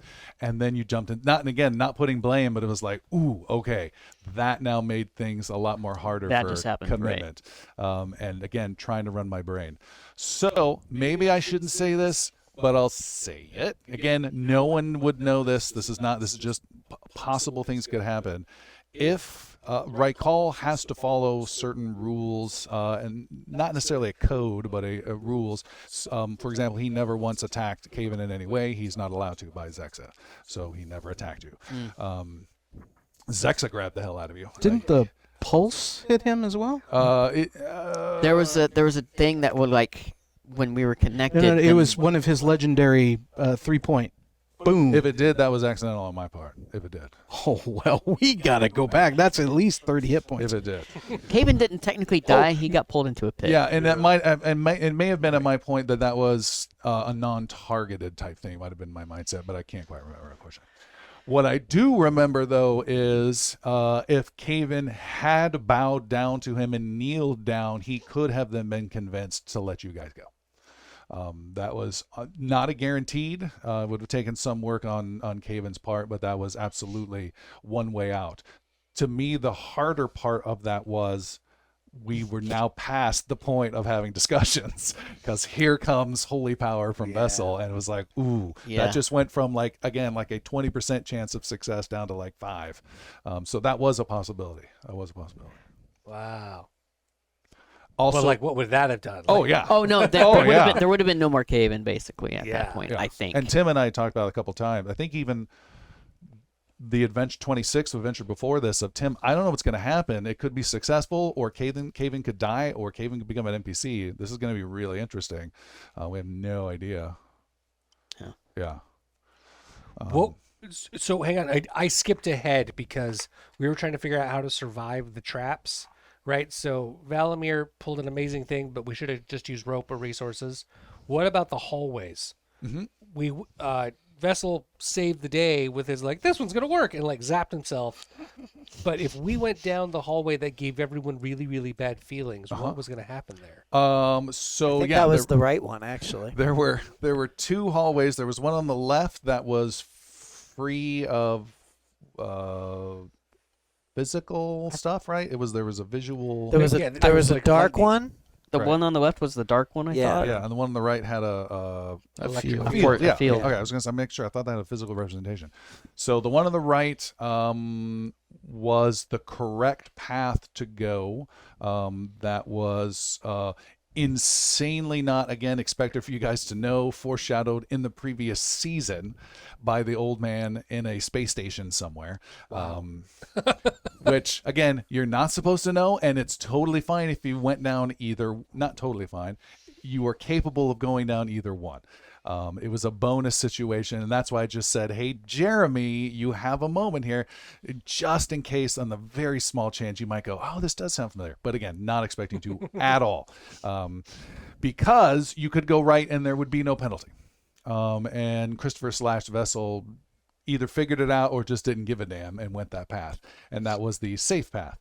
The path on, and this is what the old guy had recommended. The path on the left, when you guys went down, you had already triggered it. Once you felt that feeling, it was too late. By the time you guys went back, it didn't matter. And by the time you hemmed and hawed, and then finally, none of that mattered. You had already triggered it. And that went from empowering Hall's return to come with strength, or having him come back weak and wheezing and begging for help and begging shit. for that. Oh, damn. It was that call of, are you giving him, and again, not that you would know that, but it was just more of which direction is it going to happen? Is there a bonus or something like that from my end? But again, no expectation of why didn't you guys know that? Not at all.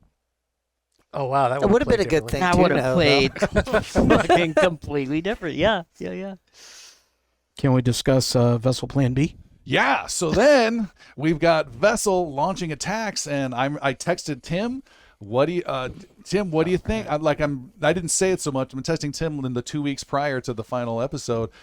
Essentially, save us, Tim. Your only hope. And Tim's like, I got nothing. I'm like, oh no! And then I texted Christopher. Christopher, what do you have? Christopher, what do you think? I don't know. What do you think? And we bounce some ideas. And again, it's like, ooh, these are very slim margins. And what ideas did Vessel and Christopher have? So Vessel, being the holy warrior that he is, goes into the fight and has the premonition that he's there on Celine's behalf and all that kind of stuff, but has a destiny separate. So there's the one looking after the Guardian. Then he has one entirely separate goal here, and that is when Lord Rykal decided to reveal himself, and there were caveats set into this. That's when Vessel could act when he was at his weakest, which probably would have been great if we had taken the other tunnel and all this kind of stuff. But the slim caveat was that he'd be very weak. At some point in our fight, you actually got him down there. Oh, that's right. You got him down to just as weak as he needed to be. But Vessel was hemmed up in this holy person, or hold person.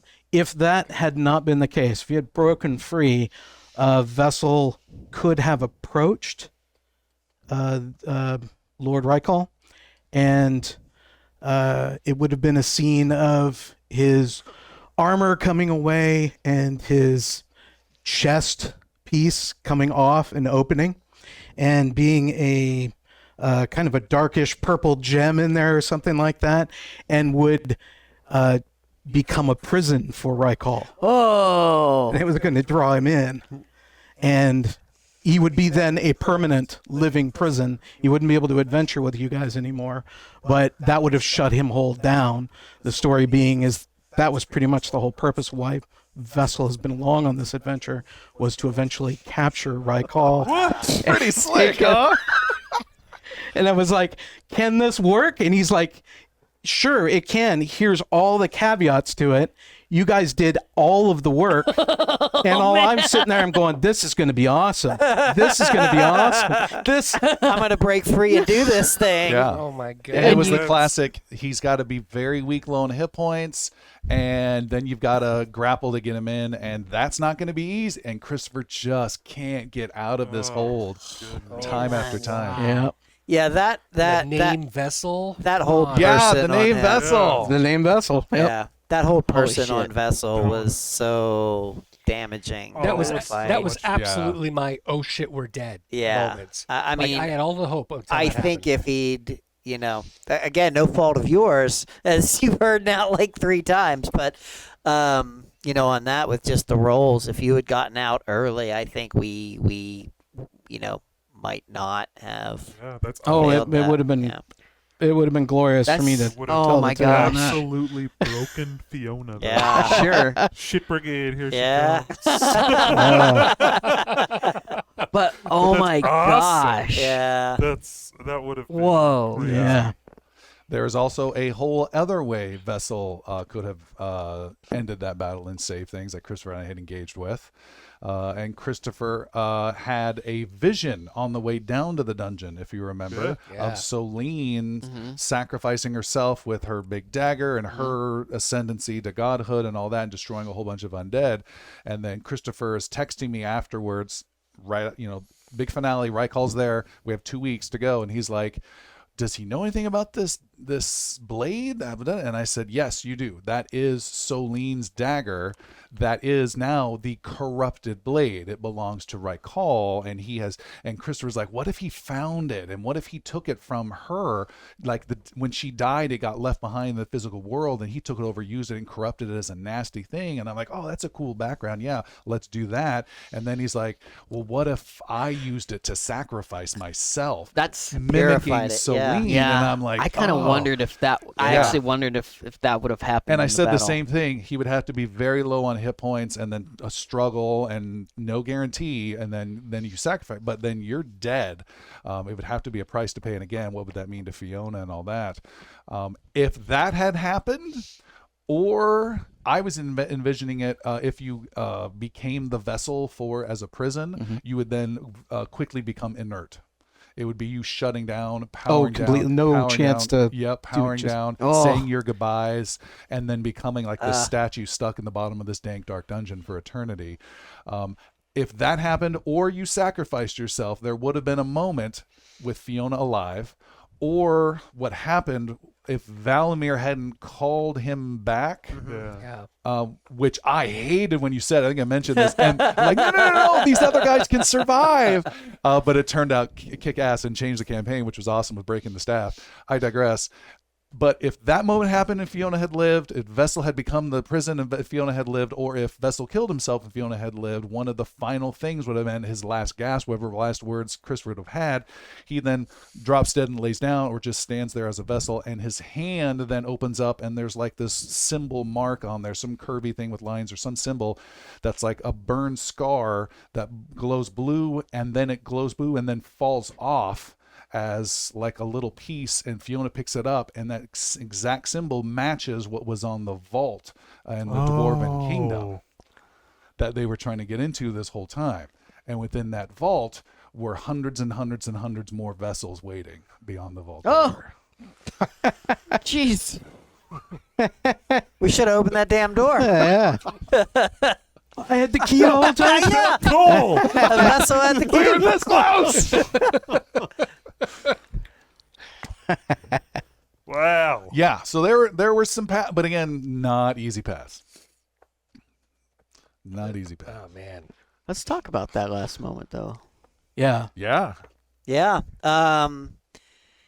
You know, of course, there's Don't look through the. those, Seth. I'm not just putting You know, it on that. it's just the wizard breaking the staff moment. Avius did it, which was phenomenal, and It's You a know- family motif. yeah, and I mean, Valamir had the staff of the Grey, I think is what it was called, because it was the family staff. Wait, if I mean to interrupt, it's Yeah. not just he's doing something as a final last effort, which is cool. He's breaking something important to him, which is cool. And he has been like this victim and dealing with all the trauma, but it's the family staff on top of it Yeah. is so cool. And I, as a dick game master, didn't even let it happen. You had to make a roll. Yeah. That was brutal. And it pulled off. Yeah, yeah, and that was it was like Valamir's like what's wanted to do. He wanted a redemption arc after bringing Share Mordrin down.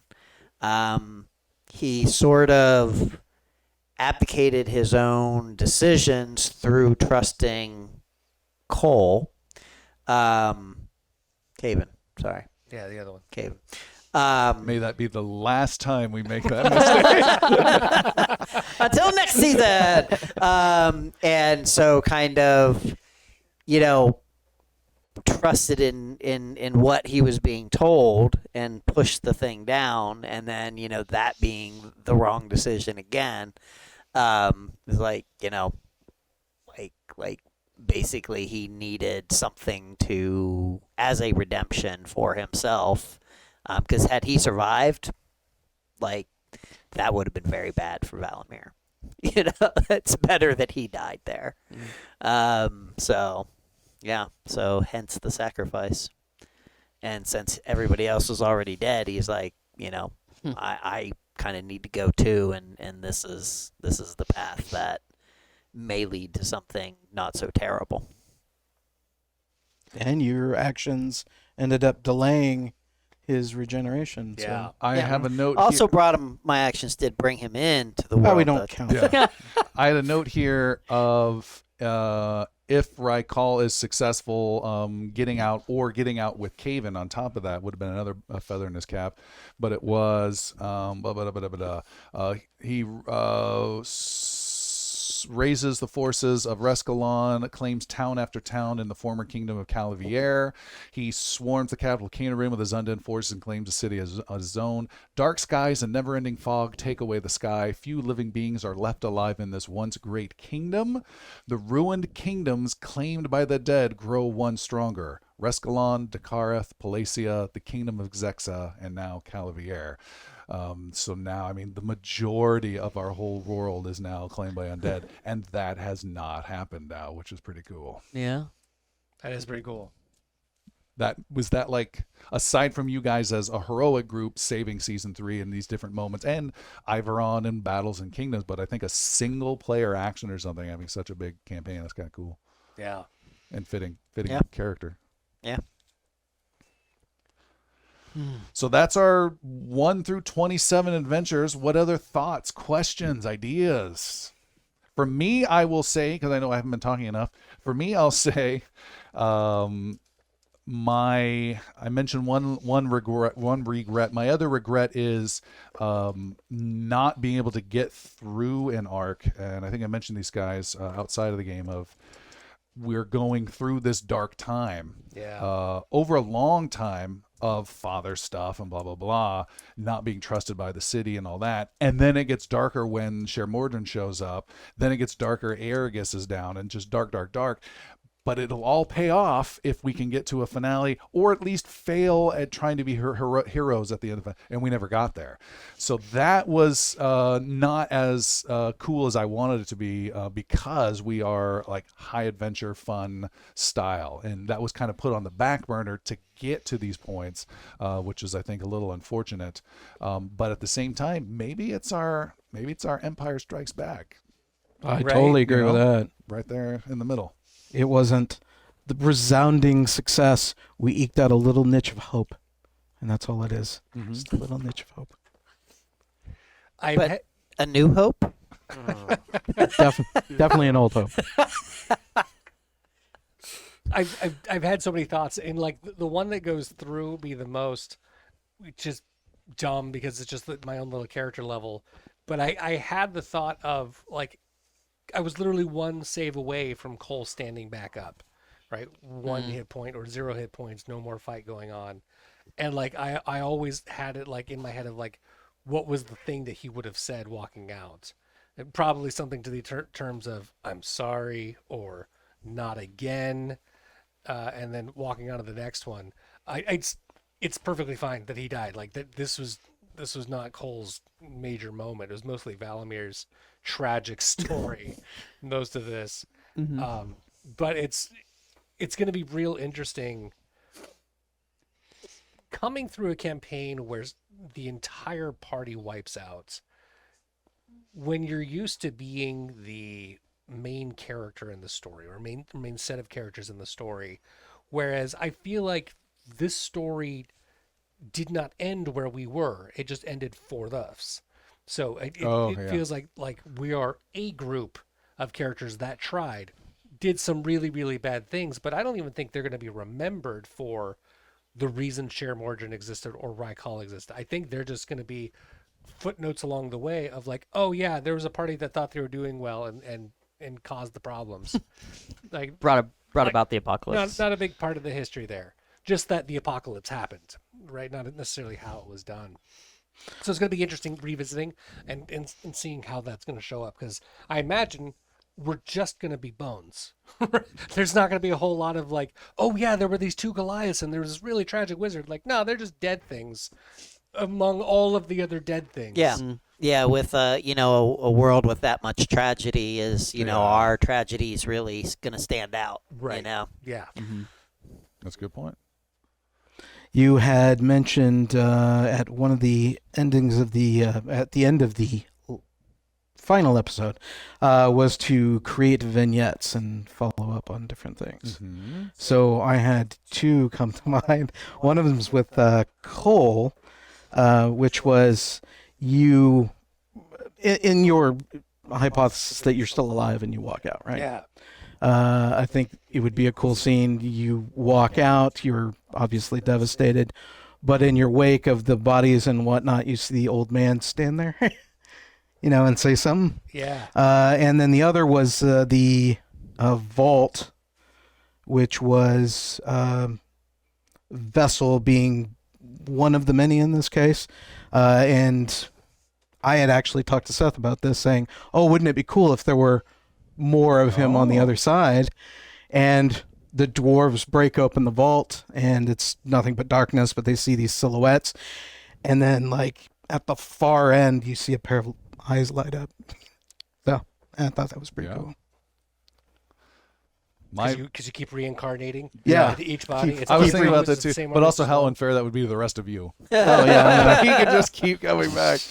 There's hundreds of thousands of him in Well, there. and it would have ended with something cheesy like, I am, and then it would just go to black. Uh-huh. Just- My vignette would have been Lady Verador. I imagine her during the occupation. There was mention of Legion agent type guys that were much smarter and cunning, rooting out rebellions and stuff, of her allying and working with them to be a double agent to try and help the people. So she would try and root out this and root out that by saving the majority over here and that kind of thing. Within her mind, where is Caven? Where is he? And I was always hoping, again, can you find her? Will you ever go back to Canterbury? And then what would she think? Because you're different. And now the vignette is she will just always be wondering where's Caven. Caven's still alive. Sure. Yeah, that sounds terrible, and that's not something I want to discover later on. Maybe you should hope not. Yeah. I mean, How about this? Make a roll. the way the story ended, Caven is still alive. Yeah. Got taken to Zexa. He got drawn to Zexa. Yeah. Yeah. Ooh, yeesh. No, thank you. Uh, So you knew what was happening when you had the black tendrils pulling you back in. I had an you- idea. you were like, he "Oh, had an here we idea. He go." just had an idea. Yeah. Yeah. Once you were fully on defying Rykal, Zexa's like, oh, we need to have more than just a talk. This arrangement's no longer. I've been misinformed. Did you have a favorite moment or something, the silliest moment or a favorite moment of yours or of someone else's? Something small, something big, something quirky? I loved how Mage Hand developed. I mean, that was Yeah, just that'll be fast. forever. We'll be yeah, saying that. and like I mean, like, and we talked about this sort of offline before, but like the concept of Valamir until the moment of play was very different. For in my head of how he would end up being played, but then it just ended up being a little bit more, not as superior, but in a sort of more quirky, eccentric way rather than just straight superior, but willing to have that fun and kind of those moments of Mage Hand were some of my favorite moments of levity throughout the campaign. I like that one too. I had a real fun time. It's super stupid, and it was mostly just for me. But I tracked Cole's kills, just as a personal like Cole would That's track his right. kills, and really enjoyed naming my weapons. All the way up to the point where, like, anytime I used a weapon improperly, it just kept getting lost. Like Yep. every single That time was becoming Cole a used it in a thing. different way, and then and it was gone. And gotta get a new one. It could never be the same one over and over again. I really gotta kick out. That was becoming a thing. Yeah. Yeah. How many kills? Grand total. This is 1, killing 2, 3, shots. 4, 5, 6, 7 plus 2, 37. Ooh, 37 kills. Is that it? Yes, that is it. Because more than a few times I weakened the enemy. You got kill completely, blocked. and everyone else was like, I got him, I got it. Like Valamir stole at least 5 kills. Oh, At it was least. more than that. It was like a dozen. But How many of those were party members? Not this time. Oh, okay. That's a Xander count. Yeah, I did okay hits time. oh, also side note: first wizard, sorcerer, heavy spellcaster, not to drop a fireball on the whole group, Oh, well done. On the whole group? Achievement unlocked. or at least the majority of the group. Honestly, that should be Wizarding 101. but you would think, whatever. but yet here we are. Hey, that's the I first think time it was only for lack of circumstance. though. There was opportunity. I that's will the first say time that. I ever played a wizard. Season 1 he's talking about. Hold still. Exactly. Don't move. And I don't think it was the first time that Jeremy's played spellcaster. For It was sure. Xander, and we got a couple fireballs dropped on us. And a lot of burning hands. Yeah, You're going to get your party with that one. Yeah, it's okay.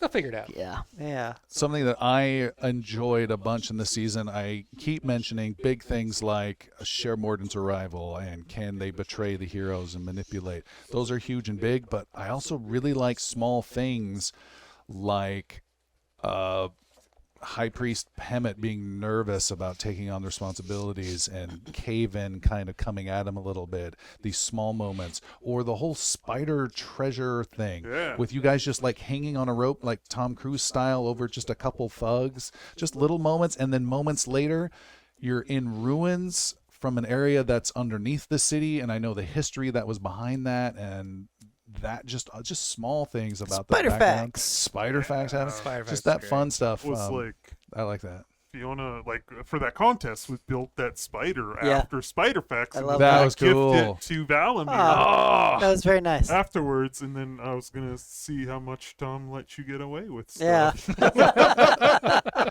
I love that. Thank you. What did you think about having your artificer adjustment of your weapon on Vessel? Because That was that's so much fun. because that's not normal, and it gives not restrictions to you. Yep, and that's a conversation you and I had Yeah. as far as like we could have this whole other like character running around that we all have to keep track of, or what if? And like Fiona was had a lot of that was a lot of fun for me, like because we kind of story arced it where anytime we leveled up whatever a vessel got, it was something that Fiona like bolted Modified, onto him yeah. or something. And then when she got that extra cannon, she like mounted it to his shoulder, and then eventually when she got she could change her focus to a firearm, she did the same thing. So she was like trying to emulate how Vessel looked, like even as far as like getting the same shield he had, just like a smaller version. And yeah, there was lots of stuff. Fiona, like, so when we had that second to last penultimate episode where we had 2 weeks to think about, and the last thing that happened was like Vessel like rah. It was like, well, Vessel's, I mean, I don't know what's gonna happen to the rest of us, but like Vessel's almost surely gonna perish. And I had no idea like what, you know, was Plans, already yeah. cooked up, but it was like Vessel's most likely not gonna survive.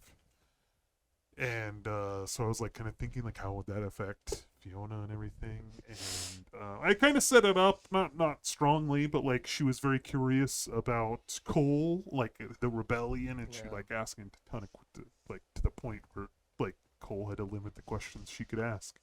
But she was gonna like get darker for sure. She's gonna join Valinor. Oh, we saw that when he beat that cultist to death, and she was like, Yeah, have fun. Yeah. understandable. Yeah. So yeah, it's interesting. Christopher, you had asked about level 7 when that was going to happen. Yes. So, level 7 was going to happen at the end of whatever the decision was going to be with handling Lord Rykal in the penultimate adventure 26, but then that ran long. And then it ran really long, and then we stopped. Like, okay, well, there's no reason to level up. It's late at night, and then you guys aren't going to get any advantage out of it, and we're going into hell. So if you had somehow survived, it would have been, I don't know, a double-edged of we get to level up, but only half of us do because the others are dead. A type of a vibe. It was, but then everyone ended up not making it. So that's what would have happened. Did you hear that, Tim? Kaven is still Everyone. alive. And level And 7. level 7. Congratulations. Level up. You're a level 7 half-lich. And Zexa will beat the other 6 out of you when you get back to his little plum. Well, think about how this all began on a river rapid thing with people, Aragus diving off. That's, I think, my favorite moment of Aragus, honestly, is hello as he dives in. I thought that was really fun. And then building into the school, into the city, into the father, into the cult, into Sher Mordrin, and all this stuff. It was cool. It was cool to. We were in Navarre for so long. The last time we were in Beren, Season 3? in season 3, and so to see the Calavier that there was conversations about that we were a part of and heard about, right? Mostly through legend and traveled tale from the Knights. To actually be on the other side was kind of really neat. There's still more, right? There's still so much more to explore and to be a part of, but most of it's undead now. I was expecting. Not yet. I was We need to expecting do a lot, something about that, A I lot think. more. Would be exploring the Ironlands more because you guys are closer to the east side of the orcs. The dwarves that are also to the east. I also wanted to see if we could revisit the dwarves to the north, see what's been going with them for 20 years. Port Heath, we mentioned that with the Boulderfall guys dealing with the water thing. To me, not that there was anything planned or anything adventurous, but it was spooky and scary of the water. That if you go too far out, there's evil underwater guys. Yeah. But if you go even further out in a way that you can't even see, somewhere there's a mostly destroyed tower with a horrific Titan thing from season 3 with big fists. Oh my God. Yes. And then if you go even further out, you're on the other side of the bay in the kingdom of Zexa. So yeah. there's just like boy, you keep rowing at some point. There's just nasty. I Made- don't know. That made just stuff weighed on scary. me. Yeah. That weighed on me. But yeah, lots to see and change. Looking forward to it. Thank you. Yeah. Yeah. This was good. I know it was hard. I know we whine sometimes, but it was still a really good world. I appreciated the game. It was fun. Yeah. Any other final thoughts? So hang on. This was your first Artificer? Yeah. How'd you think? It was awesome. I loved it. Is this something you think you're going to do again? I would. Probably not right away. Man, I don't know. It was super fun. It was a class, that I'd never touched, never even really like looked into before. And I had so much fun. And yeah, it was awesome. she's one of my favorite characters. Cool. I really like the creative spin that you put on her and her mechanics with Vessel and things like Yeah. that. It Yep. it's a class that is complex and could be cumbersome and just like not necessarily a blast to play with just because there's so many little weird mechanics to it. Sure. But you played that so well, and just Thank you like so much. the pieces with Vessel's cannon made it really fun. And just I mean, like, I think I mean, I've loved all, Puck maybe, but I mean, I love Fiona. Oh, I'm a fan Yeah, too. Yeah, I think she's my favorite, that for was sure. one of, I think, one of my favorite characters of yours. Thank you. For as long as It was we a were playing lot. together. She was a lot of fun to play. I wanted to go in because like Palik was so jaded.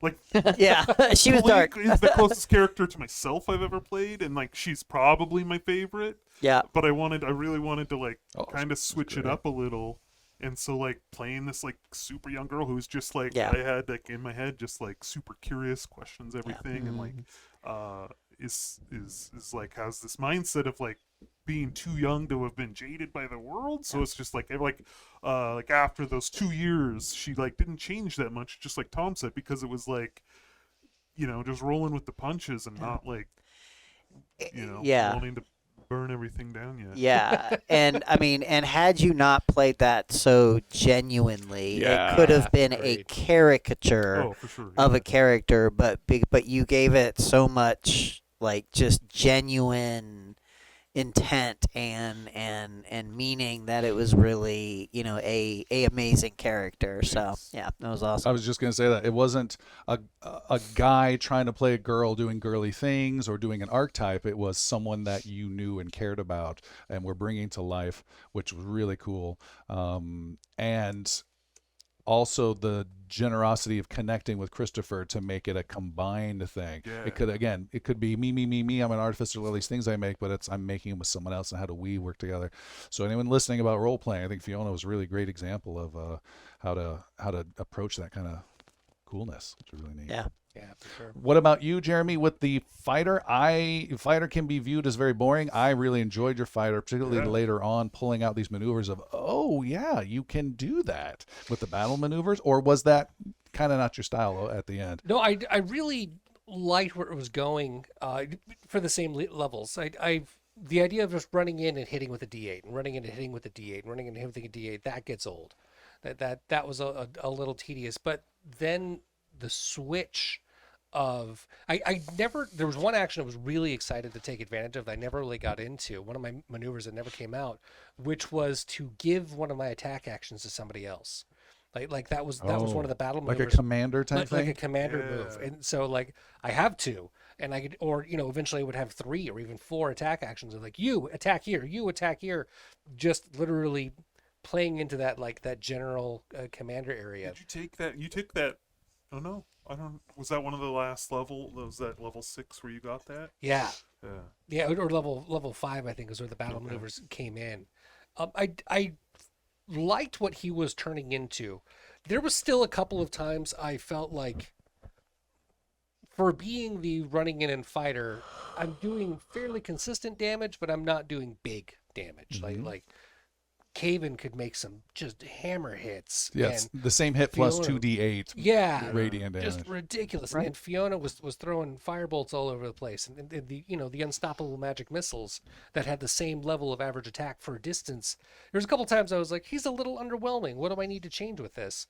But I think the way he was played it started growing some really cool potential. Could that be in any way attributed to the fact of you going, oh wait, I do get a second attack. I get to go again. That happened a couple times for sure. Yeah. But no, I think Cole, especially like after Shermordran came in, like the way you, Oh, yeah. the way you just embodied, like I am the general, I am like, I am spearheading this movement, I am spearheading the rebellion, I know just who can help me with this, and you came after all of us, and it was awesome. But just the way you physically just like changed the character too. Yeah. Like before that, he was like kind of goofy, always just like looking for a bar fight, looking to like Yeah. smash Yep. heads for no reason. And then you were like, okay, I'm serious, and like we have a mission, and we're gonna do everything we can to accomplish. I this. totally Yeah. meant to mention that. That's where I was going with going around the circle of not much change over 2 years with you two. A ton, some with Valimir. Aragus was kind of this jackass, tormented guy Yeah. going through pain, immortal, and then Caven, and we ended on Caven. But my goal was to get to Cole of just he matured. Which Yeah. was cool. That was a nice little change to see. It seemed like his purpose went from following his brother to leading a Yeah. rebellion. Yeah. You know, and you know, that was following the brother was important to you, but but the leading the rebellion was your purpose there, Which would mean that the only way for you to have grown was to finally get away from your brother. It's really interesting, both of those points, because I tried emailing Tim a couple of times, being like, it's 2 years later, what are we doing? Where are we going back and forth? Had no idea of the conversation that was going on with you. And Tim, you did a great job hiding it. You're just like, I have no idea what Caven's doing.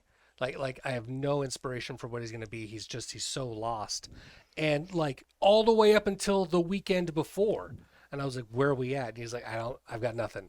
And so I was like, Caven's got nothing. And that I literally took that as Caven completely fell into himself and gave up.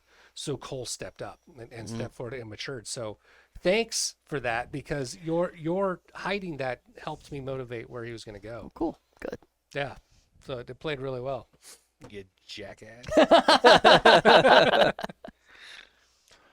So the overarching theme that I have is it was I still think a good full campaign, just not full for Bards satisfaction. We always want more. We want to see the big arc. Yeah. But sure, 27 adventures, I mean, that's still quite a lot of fun gaming. And like we said, maybe this is an intermediate step to see maybe what comes next if we ever come back to the world of Varen. And I think that's it for us now then. Thanks so much for joining us on season 5. We had a blast. We had a lot of fun, and thanks to all the players and all the great adventures, and we hope to see you again on season 6. Thank you. See ya. Bye, y'all. Yeah.